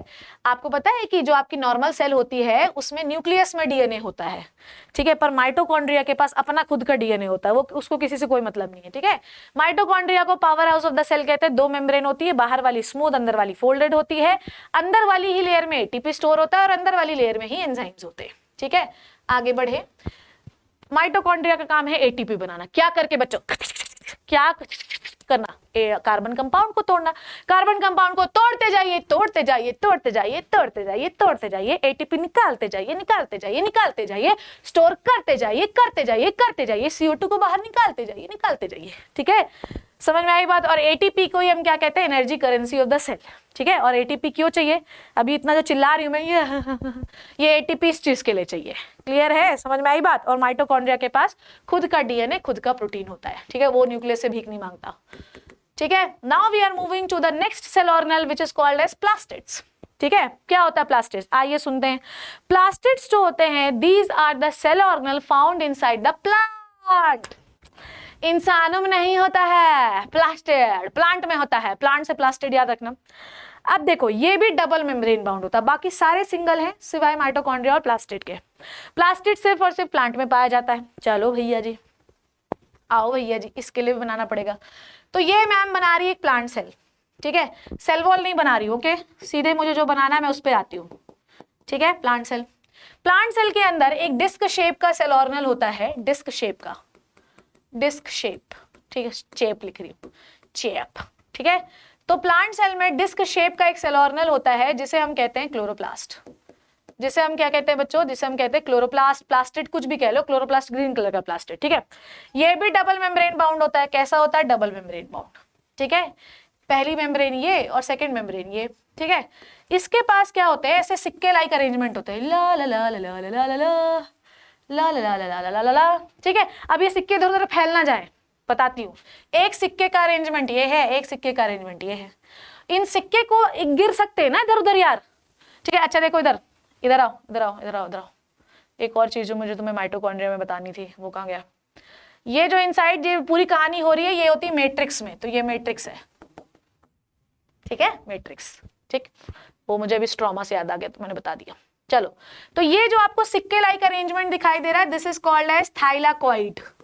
ये थाइलाकॉइड, कॉइन जैसा दिखाई दे रहा है ना। कॉइन एक के ऊपर एक लगे हुए हैं ना, ठीक है। अब कॉइन एक के ऊपर एक लगे हैं तो इस पूरे कॉइन के ग्रुप को हम कहते हैं ग्रहना, ग्रहना, ठीक है। गहना, गहना है, बहुत सारे सिक्के लगे तो गहना बन गया ना, ठीक है। अब ये एक दूसरे से गिर ना जाए, ठीक है, एक दूसरे से जुड़े रहे, this is called as lamella. इसे हम क्या कहते हैं? लैमिला, ठीक है। डन। अब देखो, प्लास्टिड के अंदर जो लिक्विड होता है, ठीक है, दिस इज कॉल्ड एज राजा बेटा स्ट्रोमा, स्ट्रोमा, ठीक। अब ध्यान से समझना, ये प्लास्टिड क्या करता है, ज्यादा डिटेल में घुसने की जरूरत नहीं है। प्लास्टिड प्लांट्स के लिए भोजन बनाता है, प्लांट्स के लिए फूड सिंथेसिस करता है, फूड सिंथेसिस। और फूड सिंथेसिस की प्रोसेस को हम क्या कहते हैं? हम कहते हैं प्लांट में फोटोसिंथेसिस, फोटोसिंथेसिस। तो आपको ये समझना है, जो हर, अच्छा देखो सुनो, ये जो थाइलाकॉइड होते हैं इसमें ग्रीन कलर का पिगमेंट होता है। ग्रीन से ग्रीन नहीं बना रही हूं। इसे हम क्या कहते हैं बच्चों? इसे हम कहते हैं क्लोरोफिल, क्लोरोफिल, ठीक है। अब ध्यान समझो, जैसी सनलाइट इसके ऊपर पड़ती है क्लोरोफिल एक्साइट हो जाता है। आजा आजा आजा आजा, मैं आ गई हूँ, एक्साइटेड हो गई। एक्साइटेड होने से वो एनर्जी निकालता है और उस एनर्जी का इस्तेमाल करके प्लांट अपने लिए क्या बना बना के फेंकता है स्ट्रोमा में? बोलो, इस साइटोप्लाज्म में कार्बोहाइड्रेट। तो इस प्लास्टिड में कार्बोहाइड्रेट का सिंथेसिस होता है जिसे हम फोटोसिंथेसिस करते हैं। और कैसे होता है भैया? क्लोरोफिल नहीं होगा तो क्लोरोफिल एक्साइट नहीं होगा, एक्साइट नहीं होगा तो एनर्जी नहीं निकलेगी, एनर्जी नहीं निकलेगी तो कार्बोहाइड्रेट कैसे बनाओगे? टिंडे से। समझ में आई बात? तो आपका क्लोरोप्लास्ट फूड बनाने का काम करता है। क्लोरोप्लास्ट में दो हिस्से, स्ट्रोमा और थैलाकोइड। थैलाकोइड के ग्रुप को ग्रेना कहते हैं। ठीक है, चलो ज्यादा नहीं पढ़ना है इसमें आपको। ओके, प्लास्टिड सिर्फ प्लांट सेल में होता है, 3 प्रकार का प्लास्टिड होता है। देखो भैया, फोटोसिंथेसिस करना है तुम्हें तो क्लोरोफिल होना चाहिए। ठीक है, क्रोमोप्लास्ट, कलर्ड प्लास्टिड। अब आपके पास अलग अलग कलर के प्लास्टिड होते हैं, जैसे कि और लाल कलर का टमाटर, ऑरेंज कलर की गाजर। तो ऐसा प्लास्टिड जो कलर दे आपको, क्रोमोप्लास्ट। ऐसा प्लास्टिड जो आपके लिए कोई चीज स्टोर करे, जैसे कि आपका शुगर केन बोल रही हूँ, जो आपका स्वीट पोटैटो होता है उसमें आपका शुगर स्टोर होती है, स्टार्च स्टोर होता है, मूली में कुछ और स्टोर होता है। तो वहां पर कौन से प्लास्टिड होते हैं? वहां पर प्लास्टिड होते हैं आपके ल्यूकोप्लास्ट। ल्यूकोप्लास्ट प्रोटीन भी स्टोर कर सकते हैं, फैट भी स्टोर कर सकते हैं और शुगर भी स्टोर कर सकते हैं। ठीक है, एमाइलोप्लास्ट जो होता है जैसे वो आपका शुगर स्टोर करता है। ठीक है, ओके। क्लोरोप्लास्ट, इसके पास क्लोरोफिल पिगमेंट होता है और यही वाला फोटोसिंथेसिस करवाता है, बाकी तो स्टोरेज और कलर देते हैं। ठीक है, तो आपको पता होना चाहिए कितने मेम्ब्रेन है? 2। ठीक है, अंदर का लिक्विड है स्ट्रोमा। जिस प्रकार से माइटोकॉन्ड्रिया के पास अपना डीएनए, अपना राइबोसोम, अपना प्रोटीन था, वैसे इनके पास भी होता है खुद का। ये अपने ही काम करते हैं, इसीलिए इनको सेमी ऑटोनॉमस सेल ऑर्गेनल कहते हैं। ठीक है, क्लोरोप्लास्ट जो होते हैं फोटोसिंथेसिस के लिए इंपॉर्टेंट है, अलग अलग कलर के लिए भी हो सकते हैं जिनको हम क्रोमोप्लास्ट कहते हैं। ल्यूकोप्लास्ट स्टार्च भी स्टोर कर सकता है, ऑयल भी स्टोर कर सकता है और प्रोटीन को भी स्टोर कर सकता है। तो आपके पास प्लास्टिड कितने टाइप के हो गए? 3। देखो, ल्यूकोप्लास्ट जो कि क्या स्टोर करता है? देखो भैया, ल्यूकोप्लास्ट सिर्फ स्टोर करता है क्या क्या? ऑयल स्टोर करता है, फैट स्टोर करता है, ऑयल को ही फैट कहते हैं, शुगर स्टोर करता है, प्रोटीन। क्रोमोप्लास्ट कलर देता है, क्लोरोप्लास्ट फोटोसिंथेसिस करता है। ठीक है, आओ भैया नेक्स्ट इज, ठीक है, वैक्यूल्स। एनिमल सेल में वैक्यूल्स जो होते हैं ये बहुत ही चुन्नू चुन्नू से होते हैं, बड़े छोटे छोटे से। क्यों? क्योंकि हमारे पास बहुत सारे ऐसे सेल ऑर्गेनल हैं जो भाई बॉडी में ऑर्गन है जो चीजों को स्टोर कर सकते हैं। जैसे लीवर शुगर को स्टोर करता है, ऐसे ही मसल्स फैट को स्टोर करती हैं। तो हमारे बॉडी में अलग अलग सेल ऑर्गेनल हैं जो कि चीजों को स्टोर कर सकते हैं। बेटा प्लांट पे नहीं है ऐसा। तो प्लांट में भगवान ने बोला लो तथास्तु, तुम्हें हम देंगे वैक्यूल। वैक्यूल इनके सेल, इनके पूरी प्लांट सेल में इतना बड़ा होता है, ये न्यूक्लियस को धक्का मार देता है, चल निकल किनारे। इसलिए प्लांट सेल का न्यूक्लियस किनारे हो जाता है। वैक्यूल अलग अलग प्रकार के हो सकते हैं। ठीक है, वैक्यूल आई डोंट नो है कि नहीं आपके सिलेबस में। ठीक है, होंगे, चलो मैं देखती हूँ। I think this is the last part और उसके बाद सेल डिवीजन फिर खत्म। चलो भैया देखो, वैक्यूल्स जो होते हैं ये कैसे होते हैं? सैक, और ये चीजों को स्टोर करते हैं। और अलग अलग प्रकार के वैक्यूल होते हैं, जैसे कि एक वैक्यूल होता है जो मैं लिख देती हूँ यहाँ पे प्लांट में, वो होता है बच्चों सैप वैक्यूल। देखो मैं तुम्हें वैक्यूल बताती हूँ, सैप वैक्यूल। ठीक है, सैप वैक्यूल मेनली प्लांट का वैक्यूल है। वैसे जो आपकी एमीबा होता है उसमें कॉन्ट्रेक्टाइल वैक्यूल होता है, फूड वैक्यूल होता है। ठीक है, तो ये वैक्यूल सैप वैक्यूल होता है। जब आप प्लांट को खच खच खच काटते हैं तो उससे कुछ गम, रेजिन, टेनिन निकलता है ना, वो वैक्यूल में स्टोर होता है। और तुमको पता है वो प्लांट की सुसु पॉटी है, पता है तुम्हें? और हम उसको गोंद के लड्डू में खा लेते हैं, पर प्लांट का एक्सक्रीशन भी हमारे लिए अच्छा है। ठीक है, ये सेंटर पे होता है और इसमें करीब जो है तो सेल का पूरा 50% हिस्सा यही घेरे रहता है। ठीक है, प्लांट का जो सेल, इसके अंदर जो लिक्विड भरा है उसकी वजह से प्लांट सेल शेप मेंटेन रहता है। इसके अंदर क्या क्या हो सकता है? शुगर हो सकता है, अमाइनो एसिड हो सकते हैं, बहुत प्रोटीन और ऑर्गेनिक एसिड भी हो सकते हैं। इसीलिए गोंद जो निकालता है प्लांट एक्सक्रीशन के तौर पे, उसको हम निकाल के जो है लड्डू में बना के खा लेते हैं। ठीक है, समझ में आई बात? ऐसे ही वैक्यूल आपको अमीबा में भी दिखेंगे। जैसे फूड वैक्यूल होता है अमीबा में, कॉन्ट्रेक्टाइल वैक्यूल होता है अमीबा में। अब एक बात बताओ, अमीबा को तुम किसी फ्रेश वाटर में डाल दोगे, फ्रेश वाटर अमीबा के अंदर भर जाएगा, अमीबा फट जाएगा। तो वो अपने बचाव के लिए पता कौन सा रख लेता है? वो अपने बचाव के लिए कॉन्ट्रेक्टाइल वैक्यूल रख लेता है। कॉन्ट्रेक्टाइल वैक्यूल की वजह से अमीबा, ठीक है, अमीबा से एक्स्ट्रा वाटर रिमूव होता है, एक्स्ट्रा वाटर रिमूव होता है। आपको ऑस्मोसिस पढ़ा है ना, किसी को फ्रेश वाटर में रख दोगे तो फट जाएगा वो, है ना, फूल कर, वो टर्जिड होकर। तो ये कॉन्ट्रेक्टाइल वैक्यूल बोलते हैं एक्स्ट्रा वाटर निकालो बाहर, हमारी सेल फट जाएगी। क्लियर है? ठीक है, फूड वैक्यूल में, अमीबा के अंदर, फूड वैक्यूल के अंदर डाइजेशन होता है बेटा, उसके पास डाइजेस्टिव सिस्टम नहीं है ना, तो फूड वैक्यूल के अंदर उनका डाइजेशन होता है, खाना वहीं पैक होकर अंदर आता है। ठीक है, तो वैक्यूल का बहुत बड़ा रोल है प्लांट और एडिबल सेल में। अब प्लांट जो भी एक्सक्रीटरी वेस्ट निकालते हैं वो वैक्यूल में ही स्टोर होता है, ये याद रखना है आपको। ठीक है, now will move to the last part of the chapter which is the cell division. खत्म हो गया है चैप्टर, ठीक है। अभी भी मुझे वो रॉबर्ट हुक याद आ रहा है यार, 1665, ठीक है। चलो फिर लास्ट में रिवीजन करवा देंगे। क्या होता है कि इतनी सारी चीजें दिमाग में चलती है, इतनी सारी चीजें दिमाग में चलती हैं, फिर पढ़ाते पढ़ाते याद आया यार ये तो 1600 में हुआ था, 1800 में तो अपन ने सेल थ्योरी वगैरह डिस्कवर कर ली थी। यस, चलो भैया आओ सेल डिवीजन। सेल डिवीजन आइए भाई साहब देखो, दो प्रकार का सेल डिवीजन होता है आपके शरीर में। एक होता है मेरे प्यारे राजकुमारों और राजकुमारियों माइटोसिस, और एक होता है मियोसिस। ये आजकल मेरा बड़ा फेवरेट टॉपिक है, जिस क्लास में जाओ उस क्लास में ही चल रहा होता है, पर इसमें बड़ा कंफ्यूजन होता है। देखो ध्यान से सुनना, तुम्हारी पूरी बॉडी में, तुम्हारी एक, हम यहां से ऐसा बना लेते हैं, ठीक है।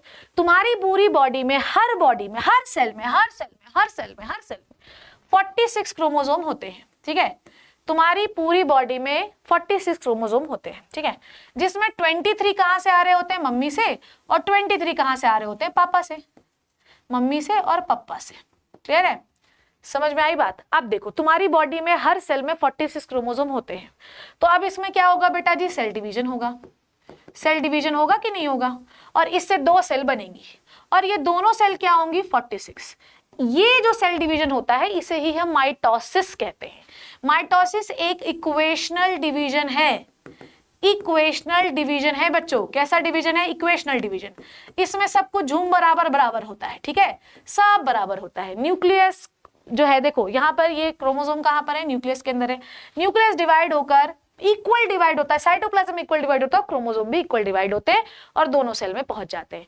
पूरी बॉडी की सेल में, होल बॉडी सेल में क्या होता है? होल बॉडी सेल में माइटोसिस ही होता है। पूरी बॉडी की सेल में माइटोसिस ही होता है, ये बात आपको याद रखनी है। पर मैडम अगर पूरी बॉडी के सेल में माइटोसिस होता है तो मम्मी से 23 कैसे आए? मम्मी की ओवा में से 23 कैसे आए? पापा के स्पर्म में से 23 कैसे आए? तो मैडम कुछ तो शरीर के अंदर हुआ होगा ना कि 23 हो गए। जब आप सब बोल रही सब, यही तो मैं बता रही हूँ। अगर हर बॉडी के सेल के अंदर 46 थे तो स्पर्म एंड ओवा में भी होने चाहिए थे, और अगर स्पर्म एंड ओवा में होने चाहिए थे तो ऐसे तो तुम्हारे जाइगोट में तो 96 हो जाते ना। तो भगवान ने बोला तथास्तु। ह्यूमन में ध्यान से समझो, ह्यूमन में जो गैमीट बनेंगे, गैमीट मतलब स्पर्म एंड ओवा, इनके में क्रोमोसोम का नंबर सिर्फ 23 रहेगा, बाकी सब में 46 रहेगा। और ये बनाने के लिए हम डिवीजन फॉलो करते हैं मियोसिस। मियोसिस कहीं नहीं होता, मियोसिस सिर्फ और सिर्फ कहां होता है? स्पर्म एंड ओवा में, ठीक है। इसमें क्या होता है कि एक 2n सेल है, ठीक है, ध्यान से समझो क्या बोल रही हूं मैं। इसमें क्या होता है कि एक 2n सेल होती है, ठीक है, बड़ी इतरा रही होती है। भगवान बोलते हैं कि तुम जो है तो चलो स्पर्म बनाओ तुम, तो तुमको पता है कि मियोसिस में सबसे पहले होते हैं, इसको आधा आधा करो, सबसे पहले इसको आधा आधा करो, ठीक है। ये मियोसिस का पहला स्टेप है। मियोसिस में हमेशा एक सेल से 4 सेल बनती हैं। तो अगर 46 क्रोमोसोम को अगर मैंने 4 किया तब तो भैया ये तो बहुत ही कम हो गए ना, 12.5 क्रोमोसोम, ये 11.5 क्रोमोसोम हो गए ना। तो ये थोड़ी होगा, हमें एक से, ध्यान से समझो, हमें एक सेल से 4 23 वाली सेल बनानी है। तो अगर हमें 4 23 बनाओगे तो ये तो 11.5 हो जाएगा क्रोमोसोम। भगवान ने बोला टेंशन नहीं, पहले स्टेप में आपको करना है जिसे हम मियोसिस 1 कहते हैं। पहले आप लोग क्रोमोसोम पहले आधा आधा कर लीजिए, 2 सेल बना लीजिए, फिर उसके बाद इनको एकदम बराबर डिवाइड कर लीजिए जैसे आप माइटोसिस में कर रहे थे। ये होता है meiosis 2। This is the meiosis 2। मेरी बात समझे? और फिर आप इसको क्या कर लीजिए? डेवलप्ड कर लीजिए। इसको थोड़ा डेवलप करके इससे एक स्पर्म बना लीजिए, इससे दूसरा स्पर्म बना लीजिए, इससे तीसरा स्पर्म बना लीजिए, इससे चौथा स्पर्म बना लीजिए। तो एक सेल, एक 46 क्रोमोसोम वाली सेल से आप 4 23 वाली सेल कैसे बनाते हैं? मियोसिस से। पहले स्टेप में 46 को 23 कर लीजिए, फिर इस 23 को जैसे आपने माइटोसिस में किया था ना, एकदम सेम आधा था, वैसी कर लीजिए। तो आपकी एक 46 वाली सेल से 4 23 वाली क्रोमोसोम वाली सेल्स बनेंगी। तो ऐसे ही भगवान ने स्पर्म एंड ओवा बनाने के लिए मियोसिस दिया। समझ में आई बात? चलो पढ़ लेते हैं।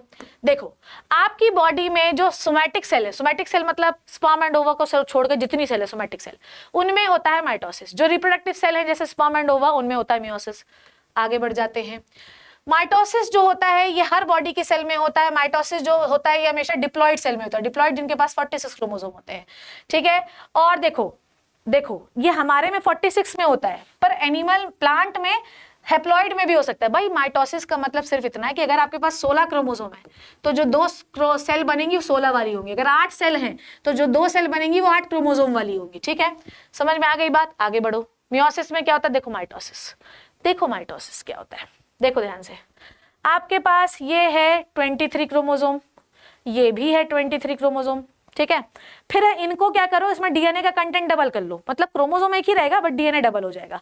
फिर देखो फिर दोनों का गले मिलने के बाद ये बन गए 46, ये भी बन गए 46, थे तो 46 ही ना स्टार्टिंग में भी, ठीक है। तो माइटोसिस में आप 46 क्रोमोसोम से 2 46, 16 से 2 16, मतलब जितना क्रोमोसोम रहेगा डॉटर सेल में भी उतना ही रहेगा। ऐसे ही मियोसिस में आप एक डिप्लॉइड मतलब एक 46 वाली सेल से 4 23 वाली बनाते हैं। कैसे, ये 46 है, फिर आपने क्या किया, हर जो क्रोमोसोम है उसमें डीएनए बढ़ा लिया, पहले ऐसा था क्रोमोसोम, फिर आपने डीएनए बढ़ा लिया तो एक क्रोमोसोम में, ये है तो एक ही क्रोमोसोम बच्चों, पर इसमें डीएनए बढ़ा हुआ दिख रहा है आपको, ठीक है तो एक ही क्रोमोसोम पर डीएनए बढ़ा हुआ दिख रहा है। फिर जो है देखो ध्यान से, मान लो बच्चों ये स्काई ब्लू वाले मम्मी से आए हैं और पर्पल वाले पापा से आए हैं, इन्होंने अपना डीएनए बढ़ा लिया, स्काई ब्लू वाले ने ये कर लिया और पर्पल वाले ने बढ़ा लिया, फिर दोनों के बीच में गले मिला लिए, ठीक है। गले मिला लिया तो देखो स्काई ब्लू वाले के पास क्रोमोसोम के पास पर्पल वाले के पास स्काई ब्लू वाला आया, फिर दोनों को बीच से फाड़ लीजिए तो देखो इसके पास भी पहुंच गए। बोलो, ये देखो ध्यान से सुनो क्या हो रहा है यहाँ पे, क्या होता है मियोसिस में हर सेल के पास आखिरी में 23 क्रोमोसोम बनेंगे, क्लियर है। अब यहाँ तो मुझे अल्टीमेटली देखो 23 ही तो दिख रहे हैं, यस 23 क्रोमोसोम दिखे, ठीक है, दिख रहा है कि नहीं दिख रहा है, देखो ये 23 हो गया, ये 23 हो गया, यहाँ पर 23, this is 23, this is 23, this is 23, this is 23, ठीक है। अब आपको बस इतनी अकल लगानी है, मैं सिर्फ एनसीईआरटी से पढ़ देती हूँ, आप ज्यादा अकल मत लगाना, ठीक है। ध्यान से सुनो, देखो जो एनसीईआरटी में लिखा है वो पढ़ो, सेल डिवीजन आपको क्लास 11th में पढ़ना है, ठीक है। सेल डिवीजन क्यों जरूरी है, ताकि सेल में रिपेयरिंग चलती रहे। 2 मेन प्रकार का होता है, माइटोसिस और मियोसिस। जब सेल डिवीजन जो है मोस्ट ऑफ द सेल में, जब सेल इक्वल एकदम 46 है तो 2 46 बने, this is called as mitosis, ठीक है। जितनी भी बॉडी में सेल डिवीजन होते हैं वो माइटोसिस ही होते हैं, ठीक है। ध्यान से सुनो, माइटोसिस में क्या हुआ था, देख लो बेटा, ये एक ही सेल है, देखो इसमें सिर्फ डीएनए का कंटेंट डबल है, पर ये है एक्चुअली 46 वाली सेल और बनी भी 46 वाली सेल, ठीक है। यहाँ पर आपको देखना है कि डॉटर सेल से में हमेशा पेरेंट सेल के बराबर ही क्रोमोसोम रहता है, ठीक है। पर आपके गैमीट मतलब स्पर्म एंड ओवा बनाने के लिए आपके पास एक स्पेशल टाइप का रिप्रोडक्शन है जिसे हम मियोसिस कहते हैं, जिसमें 46 वाली क्रोमोसोम से 4 सेल बनती हैं और चारों के पास 23 क्रोमोसोम होते हैं। समझ में आ गई बात। So this is all about the cell division and this is all about the one shot video of the cell, ठीक है। अब आप इसमें ज्यादा अकल मत लगाना क्योंकि ये नहीं आएगा, ठीक है। किसी एक सेपरेट वीडियो में मैं सेल डिवीजन का ये एग्जांपल आपको अच्छे से समझा दूंगी, so you don't worry about it, और ना ही आपके एग्जाम में आएगा। सिर्फ इतना याद रखो कि अगर आपके पास 46 क्रोमोसोम है और 2 46 वाली ही सेल बन रही है तो ये माइटोसिस है। अगर आपके पास 46 क्रोमोसोम है और 4 23 वाली बन रही है तो ये बन रहा है मियोसिस। कैसे हुआ था, पहले 46 को हमने आधी 2 सेल बनाई 23 वाली, दिस इज द मियोसिस 1। फिर एक 23 से हमने 2 23 वाली सेल बनाई, दिस इज मियोसिस 2। इस प्रकार से 2 23 वाली सेल से हमें 4 23 वाली सेल मिली और इन चारों को हमने डेवलप करके स्पर्म बनवा लिया। तो आपके शरीर में हर जगह माइटोसिस होती है सिवाय स्पर्म एंड ओवा के। इसे मैं किसी सेपरेट वीडियो में बना दूंगी ताकि ये एग्जांपल आपको और अच्छे से लर्न करा सकूं, because I need to make proper diagram for this, ठीक है।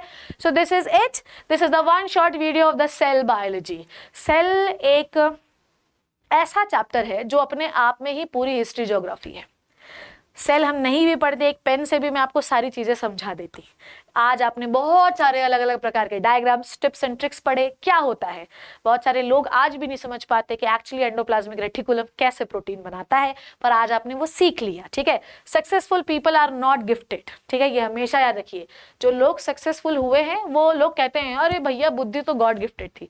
बुद्धि हो सकती है गॉड गिफ्टेड, पर बुद्धि तब तक ही चलती है जब तक आप हार्ड वर्क कर रहे हैं। किसी के भी बुद्धि में जंग लगने में समय नहीं लगता है बच्चों, ये याद रखना आप।